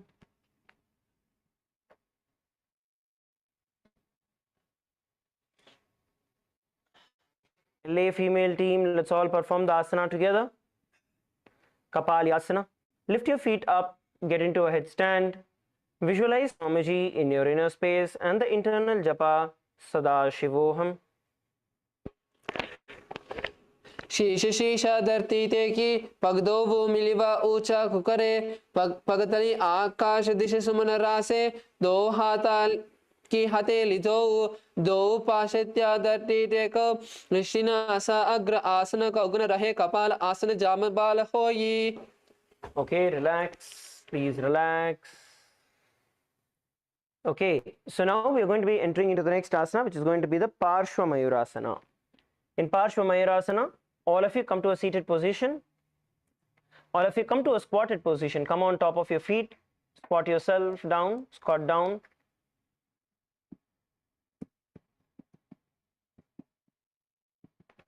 Please enter into a squatted position. Now, as you are in a squatted position, you're going to twist your body to one side. Twist your body to one side, as you can see. Twist your body to one side. Make sure that your knees are supported on your elbows and the back of your arms. The other side also, you can support it where your butt is there. The hand there can be supporting by bending your elbows. Now slowly move the weight of your body on top of your elbows, bending forward. Bend forward and slowly lift your feet off the ground, one leg at a time or both the legs together, whichever you're comfortable with. In this asana, you're going to visualize yourself as a peacock in your inner space and the internal japa Sada Shivoham. मयूरं दंडवत् कुर्यात् मायूरं दंडनामकं कुर्यान् मायूरं पार्श्वाभ्यां Mayur पार्श्वनामकं. Relax. Relax. Now rotate your hands. Relax your wrist. Relax your wrist. Shake out your hands. Then we'll do it on the other side. Please relax your wrist.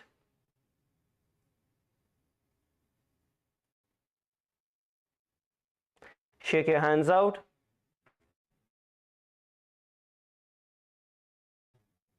And then asana on the other side. Come back to a squatted position. Twist your body to the other side.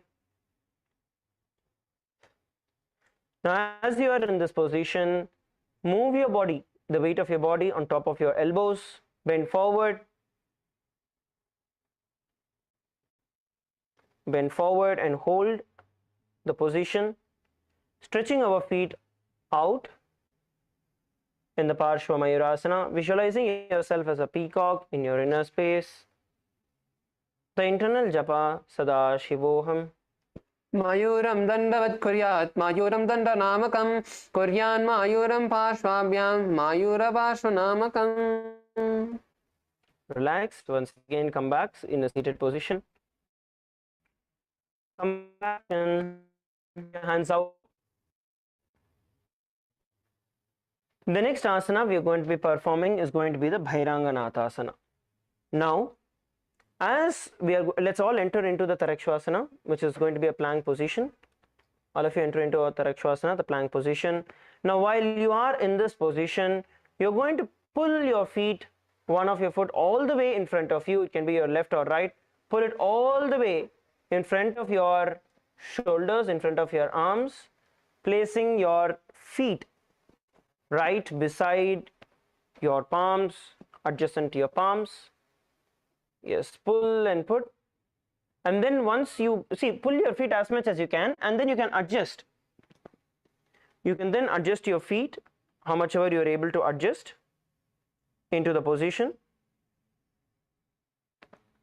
Now in this position, look in front of you, look up in front of you, bring your hips down towards the ground, bring your hips down towards the ground, and hold in this position, getting a beautiful stretch in your thigh muscles, and visualize yourself as Lord Kala Bhairava in your inner space, and the internal japa Sada Shivoham. Asana Kaugana Piti Jayi. Relax. Now get your feet back. Get your feet back. We're going to be perform the Bhairanganatha Asana on the other side. Now kick the other foot over your shoulders in front of your arms. Place your knees on top of your palms. Place your knees on top of your arms and your feet beside your palms. Your feet beside your palms. Place your feet beside your palms and bring your body, your hips all the way towards the ground. Do not try and bend your knees. Try to keep it straight.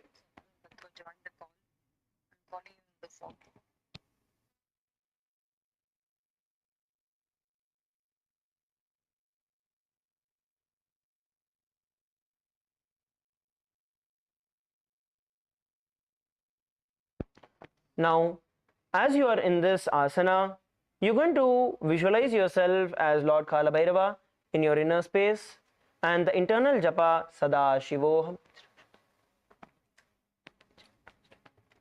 Asana Kaugana Piti Jayi.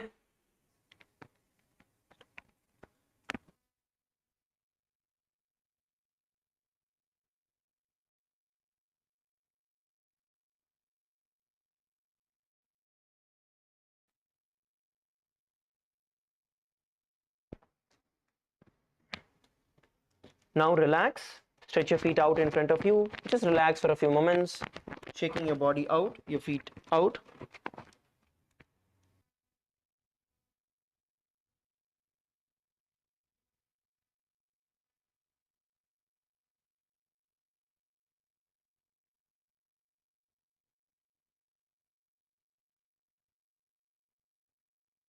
Yes. Now we'll be moving into the next asana. The next asana is Vajrasana. This asana is Mukha. So now let's once again come back to a plank position. Let's all come back into Tarakshvasana. Please come onto your hands and raise your knees off the mat. And now you're going to slowly bend the elbows and bring the forearms to the mat. And in this asana, make sure your palms are flat. Do not clench your fists.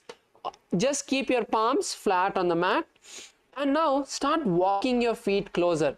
Start walking your feet closer to the face, to your body, and try to flatten the heels. Experience that nice stretch on your calves and hamstrings. Push yourself forward, and in this asana, visualize Swamiji in your inner space. Perform the Mula Bandha, pulling the perineum into. The japa is the Sahaja Kumbhaka, and the japa is Sada Shivoham.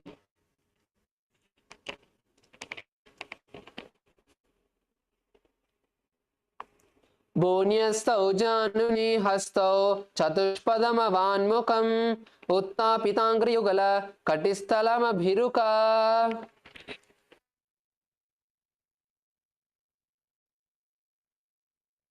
Yes, now come back to a plank position. Keep your elbows straight. Now we are going to be moving into Vashishthasana. So in Vasishthasana, we are going to be turning to one side on and standing on one hand with both of our feet on the mat. So you can all have a look at the screen. So in this asana, you need to make sure that for example, if you are on the right shoulder, you need to make sure that the right hand is under the right shoulder and the right shoulder is under the body and it's complete straight line. And to get some more balance, if you feel you're not able to be able over here, then place one foot forward. So you can place the top foot in front of the foot that is on the ground, and this will give you some more balance. And now, with the other hand, raise it towards the sky and turn your head gaze as well. So let's perform this asana, requesting all the participants to get on to your right hand, and you can all once again place your right hand on the mat, gaze on to the hands, sit in the knees, and don't slouch or arch your hips. Do not slouch or arch your hips. Keep them in a straight line to your feet. Raise the other hand towards the sky and start visualizing Swamiji in your inner space. Continue to hold the Sadashivoham japa. ऊर्ध्वकुक्कुटवासिष्ठ मरीचिहलमत्स्यकं परिवृत्तिं चोदरस्य विविधं धनुरासनं. Relax, take a moment to talk to the opposite side. Let's now perform the same asana on the left side. So now once again, come back into a plank position, and this time turn onto your left hand and raise the right hand towards the sky. Continue to keep the gaze towards the sky as well, and keep your bodies in a straight line as you visualize the great sage Vasishta, the author of the Ramayana, in this asana. And continue to perform the Sahaja Kumbhaka, the easy breathing, as we perform this asana. ऊर्ध्वकुक्कुटवासिष्ठ मरीचिहलमत्स्यकं परिवृत्तिं चोदरस्य विविधं धनुरासनम्. The next asana is the Anjani asana. Please be seated with your legs straight, stretched in front of you. Keep your back. Tuck your hands under your buttocks.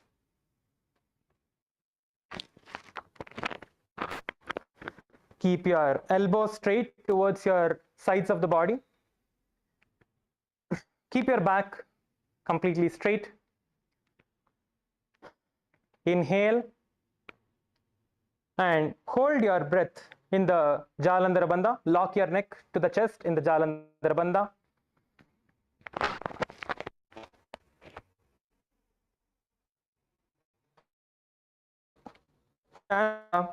Mahasadashivoham. Visualize Lord Hanuman and keep your gaze to the nose. दो करा की ube हथेली कोरवार ले में ले बेली सो आगाने भूपरिदासे महाने अंगुल मिली रासे अंगुष्ट चीदा राशे दोई पुनि हथेली पिष्ट जोई तापरि मूल द्वार टिक वेसे बहरो जगत करे एक वेसे. The next asana is the Paschimottanasana. Now, from your leg straight, raise your hands up in the Prana Mudra with your index and middle finger stretched out. Bend forward and down, holding your big toes with your fingers in the Prana Mudra. Try to get your forehead as close as possible to your knees. If you can't hold your toes, you can stretch as much as possible by trying to bring your knees towards the forehead towards the knees. You can also bounce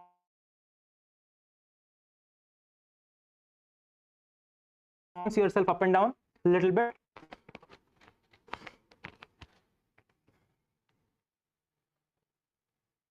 In the Rechaka Kumbhaka, inhale, do the Jalandhara Bandha, tucking your chin to the chest. Now exhale, sucking your stomach in and up in the Uddiyana Bandha and tightening your perineum region in the Mula Bandha. And let us now perform the Paschimottanasana. Chant the japa Mahasada Shivoham and keep your gaze forward.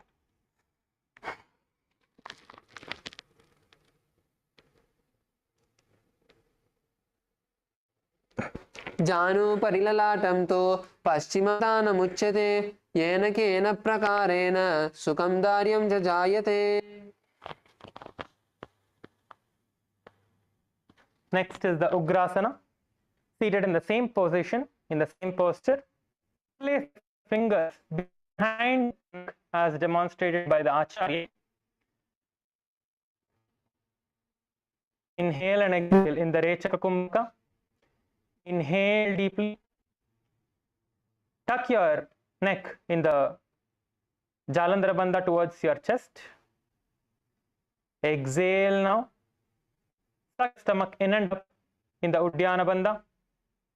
Bend forward and down, bringing your forehead towards the knees as much as you can. Visualize the Kali, Goddess Kali, in your inner space, ferocious form of Goddess Kali, and Chandra Mahasada Shivoham.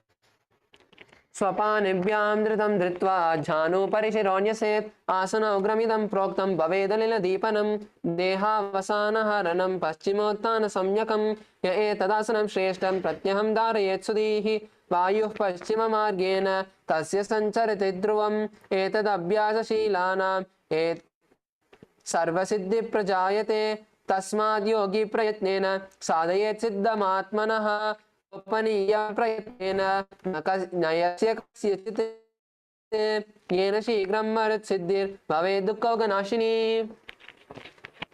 Relax from the Ugrasana. Relax from the Ugrasana. Okay.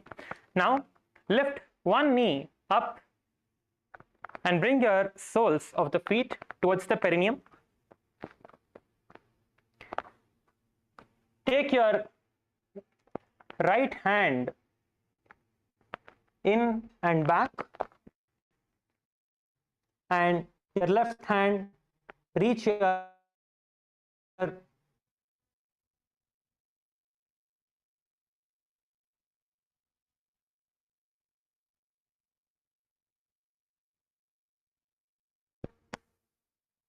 hold both your hands together behind you. Try to get your forehead as close as possible to your knees. We are only going to be performing the Mula Bandha. Continue to do the Rekha Kumbhaka, visualizing sage Marichi. You're visualizing yourself as sage Marichi in your inner space. Chant the japa Mahasada Shivoham in your inner space. उत्तानपादं क्रौञ्चं च मरीचिं वीरभद्रकं नटराजं त्रिकोणं च सुप्ताङ्गुष्ठप्रसारणे. Now unlock your fingers.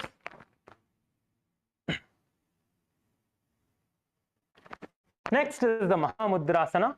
Drop your raised knee to the ground. Drop your raised knee to the ground. Keep your soles of the feet by the perineum, close to your perineum. Now, bend forward and down, holding your feet that are stretched out in front of you with both your hands. Try to get your forehead as close as possible to your knees. Going to be performing the Mahamabandha, all of the three bandhas now. Continue to do the Rechaka Kumbhaka. Let us inhale.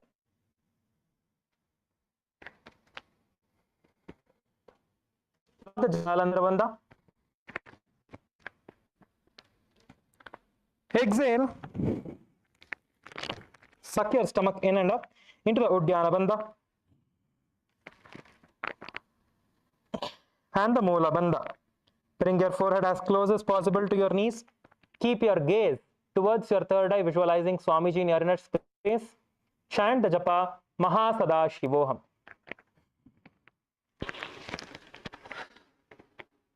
महामुद्रां प्रवक्ष्यामि तन्त्रेऽस्मिन् मम वल्लभे यां प्राप्य सिद्धा सिद्धिं च कपिलाचापुरागता.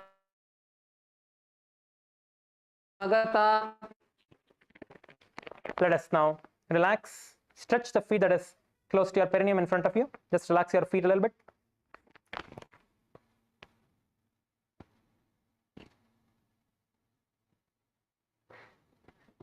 Now, the feet that was stretched in front of you, let us bring that closer to the perineum with your knees raised up. Your knees should be raised up with your thighs touching your chest.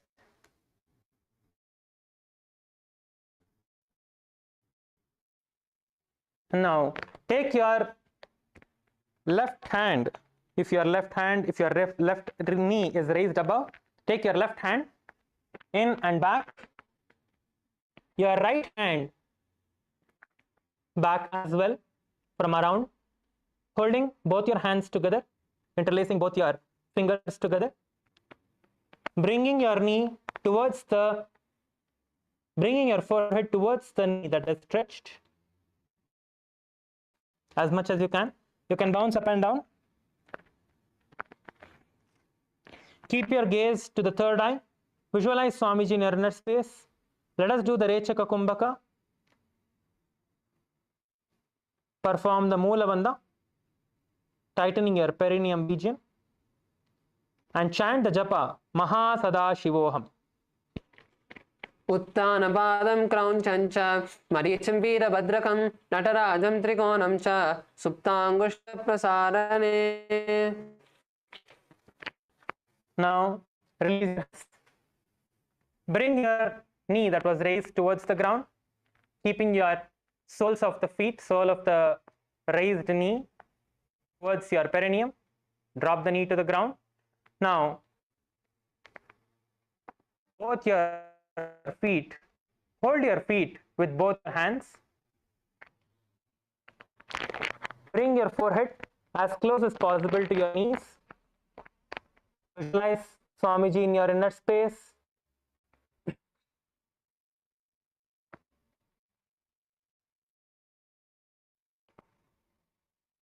Let us perform the Mahamudra Bandha. Inhale. Lock yourself into the Jalandhara Bandha, tucking your chin towards the chest.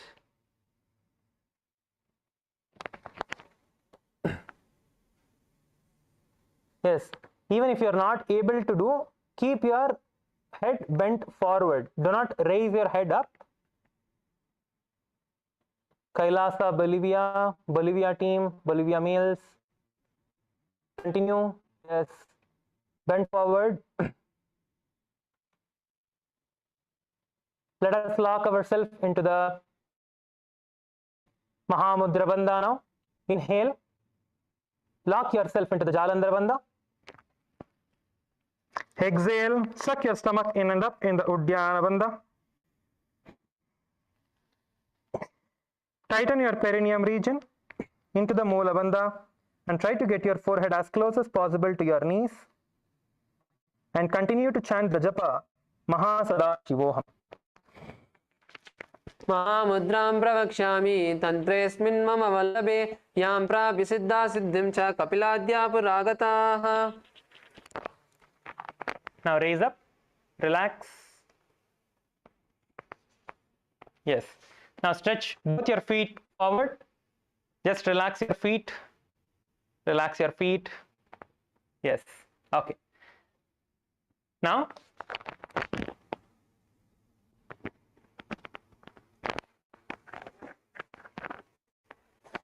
bend your legs. Bring the soles of your feet together. Close to your perineum. Keep your feet together as close as possible to your perineum. Hold your feet, both your hands.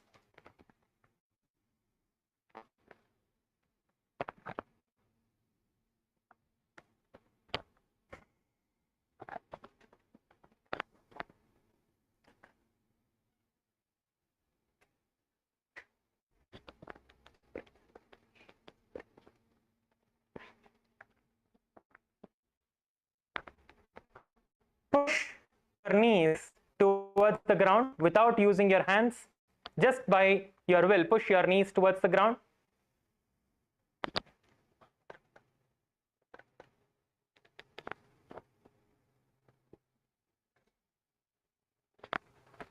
Visualize Swamiji in your inner space.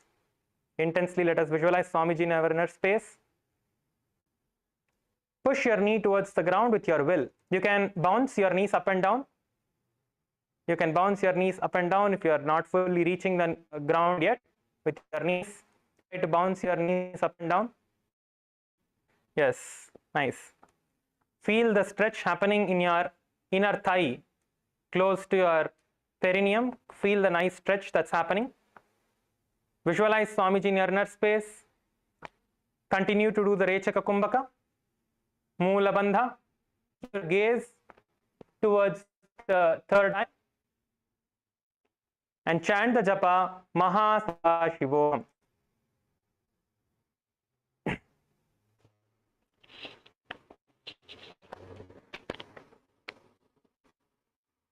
गुल्बुविषणस्यादः शीवन्याः पार्श्वयोः क्षिपेत् पादपार्श्वे पाणिभ्यां धृतं बद्ध्वा सुनिश्चलं भद्रासनं भवेदेतत् सर्वव्याधिविषाणकम्.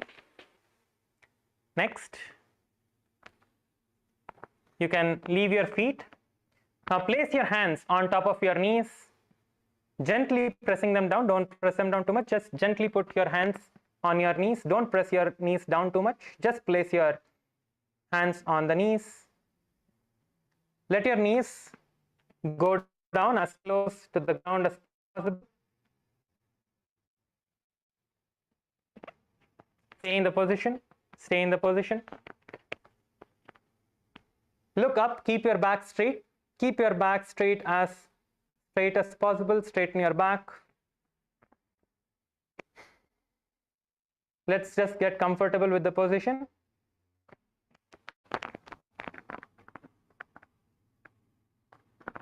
This is the last asana for today. Let us just get comfortable with the position.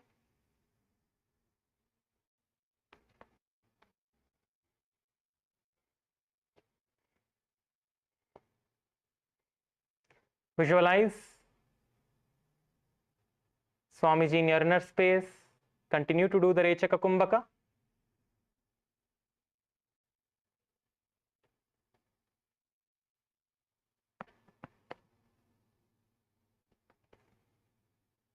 Chant the japa Shivoham.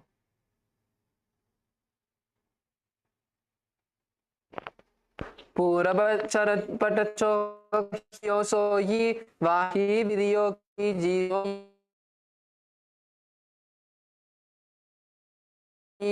यामे एडि भिन्नजराशे अंगो नासादृष्टि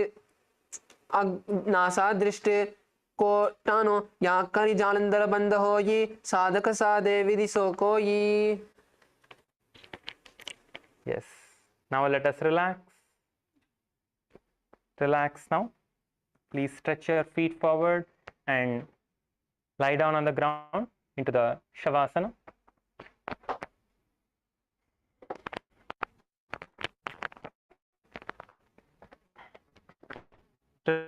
Relax your hands, your legs, your feet, your back, your head. Relax all the muscles of your body. Completely relax yourself. Lie down on your mats, everyone, into the Shavasana.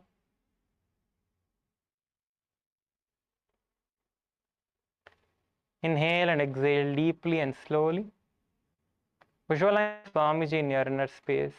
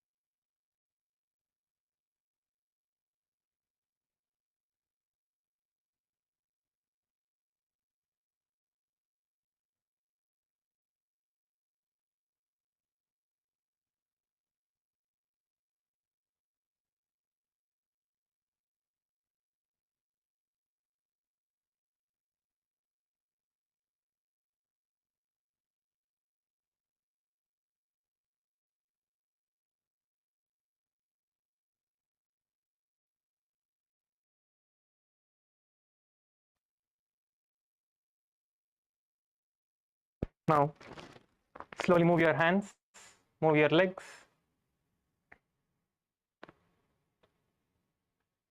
Pull your knees towards your chest. Roll side to side. And sit up.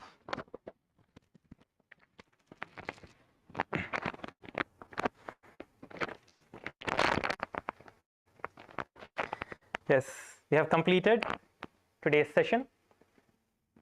Yes, now all of you can sit up. Please sit up. Slowly raise up.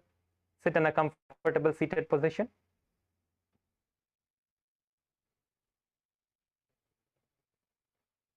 Yes. Please bring your hands into Atmanjali Mudra in front of your heart center. Let us offer our gratitude to the Supreme Pontiff of Hinduism, Bhagavan Sri Nithyananda Paramashivoham Swamiji, for giving us this wonderful opportunity to perform the most authentic form of yoga.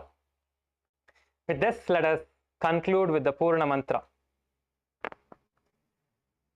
Om Purnamadah Purnamidam Purnat Purnamudachyate Purnasmarmevavashishyate. Om Shanti Shanti Shanti. Hari Om Tat Sat. Sarvam Bhagavat Shri Nithyananda Paramashiva Padukarpanamastu. Om Nithyanandam. Yes, thank you everyone. Thank you so much. Nithyanandam, requesting the hall volunteers to guide the participants.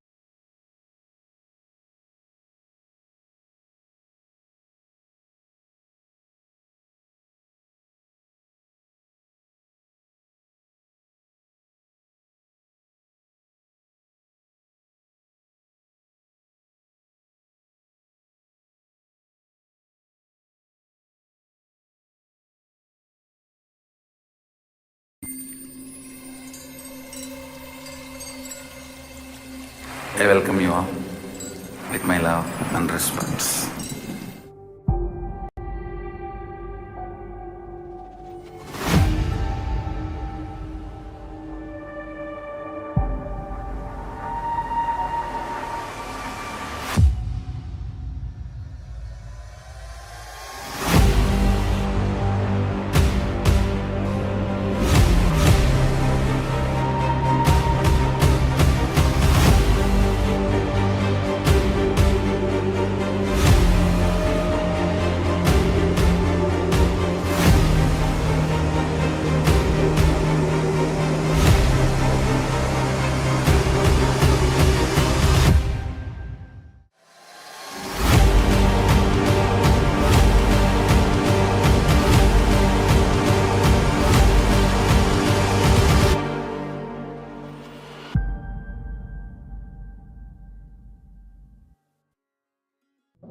For this Shivaratri,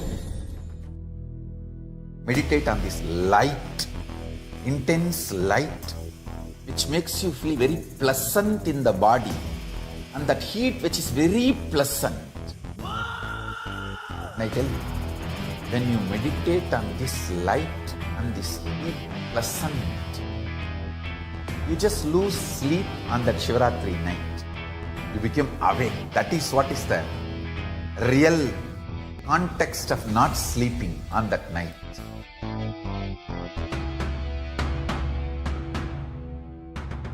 வான்வரையிலும் வளர்ந்த ஜோதி ரூபனே, தேன் சுவை தரும் தமிழின் தலைவனே, மான்மகிழ்வினை ஏந்தி நிற்கும் ஐயனே, கைலாசம் தந்த நித்யானந்தனே. நித்யானந்தம் நித்யானந்தம் அண்ணாமலையே சிவரூபமாய் வீற்றிருக்கும் குரு நித்யானந்தனே. நித்யானந்தம் நித்யானந்தம் அண்ணாமலையே சிவரூபமாய் வீற்றிருக்கும் குரு நித்யானந்தனே. நித்யானந்தம் நித்யானந்தம் அண்ணாமலையே சிவரூபமாய் வீற்றிருக்கும் குரு நித்யானந்தனே. நித்யானந்தம் நித்யானந்தம் அண்ணாமலையே சிவரூபமாய் வீற்றிருக்கும் குரு நித்யானந்தனே.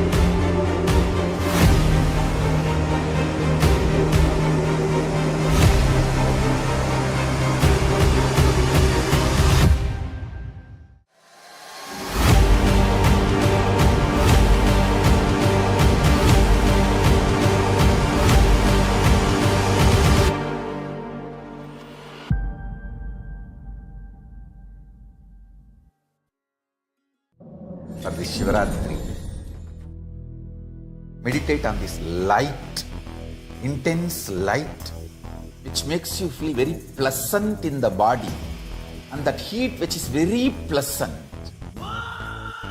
And I tell you, when you meditate on this light and this heat pleasant, you just lose sleep on that Shivaratri night. You become awake. That is what is the real context of not sleeping on that night.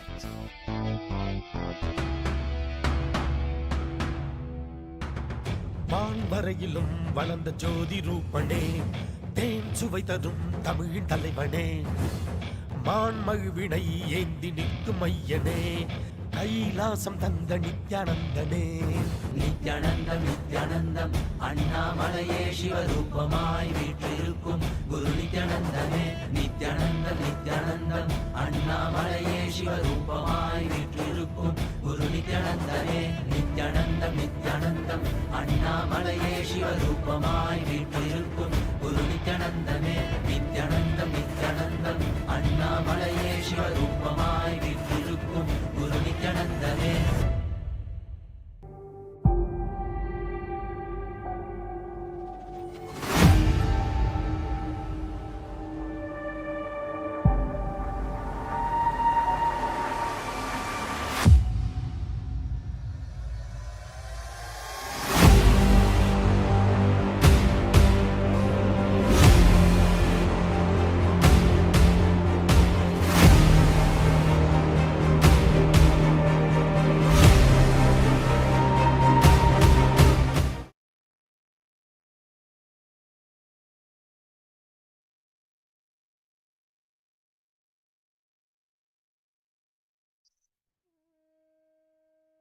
नित्यानन्दं परमसुखदं केवलं ज्ञानमूर्तिं द्वन्द्वातीतं गगनसदृशं तत्त्वमस्यादिलक्ष्यम् एकं नित्यं विमलमचलं सर्वदी साक्षिभूतं भावातीतं त्रिगुणरहितं सद्गुरुं तं Namami.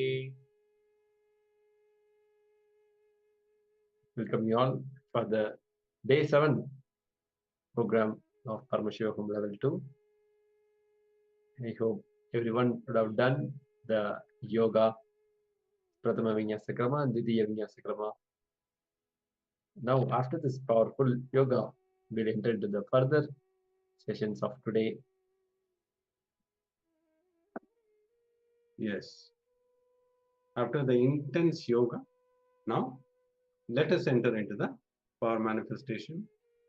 I request all the participants to quickly grab water, book, pen so that we can start the power manifestation. Today, whole theme will be awakening the God particle in you. The whole day we will be working on awakening the God particle in you. Yeah, please grab water, book, pen so that we can start the power manifestation.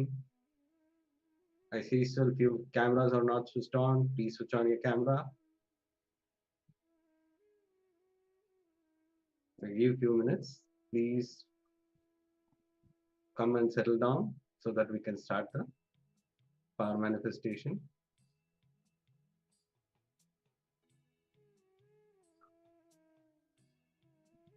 Yes, before entering into the power manifestation, let's see the Shastra Pramana to manifest the powers of third eye. Kapalantarmano nisya tistim militalochanaha ramena manaso dhadya lakshayet lakshamuttamam. Yes, the translation goes, by fixing the mind on the inner space within the crown center and sitting stably without any movement, having the eyes closed in sufficient by that stability of the mind and inner space, through the power of third eye, one directly sees the ultimate goal, Lakshya. By having the vision beyond the sight that reveals any object or place attaining the space of oneness with the source, Paramashiva. Now, Let's enter into the power of manifestation. Please blindfold yourself. If you don't have the blindfold, you can have a piece of cloth cover your eyes, because in this power manifestation, you need to have your eyes closed. Your two eyes will be physically closed. Nothing should be seen. Only you'll be seeing through the third eye.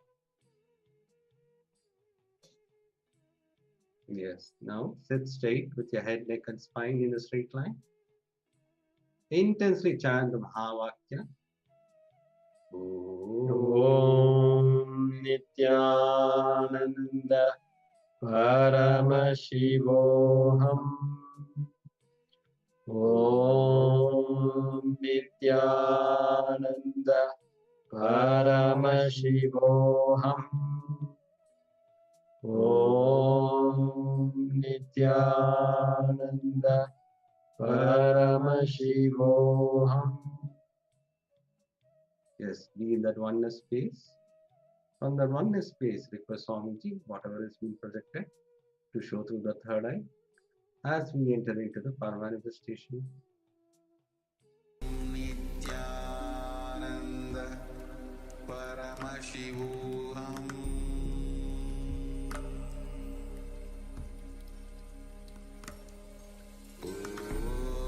Nithyananda Paramashivoham.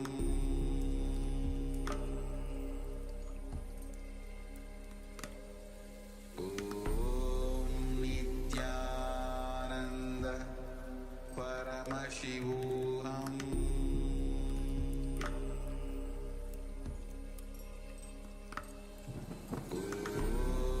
Nithyananda Paramashivoham. Nithyananda Paramashivoham. Nithyananda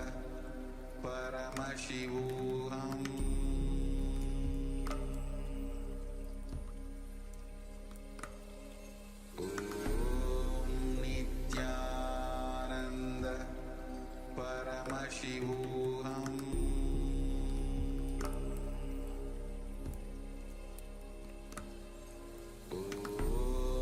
Nithyananda Paramashivoham. Nithyananda Paramashivoham.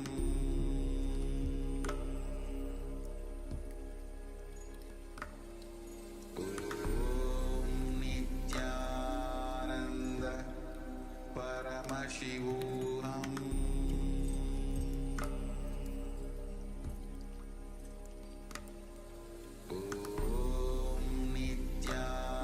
Nithyananda Paramashivoham.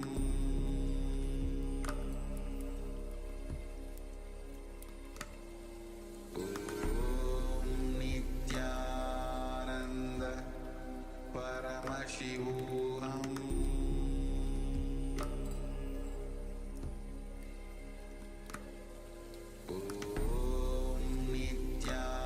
Nithyananda Paramashivoham.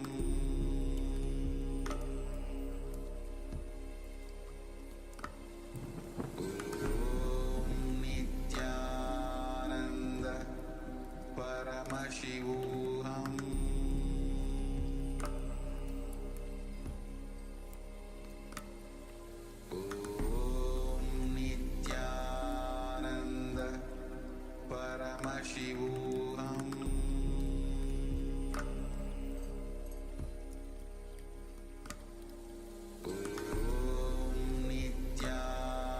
Nithyananda Paramashivoham.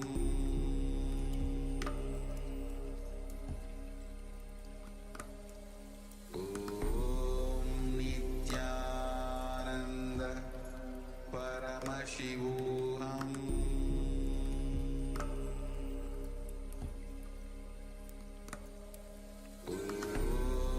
Nithyananda Paramashivoham.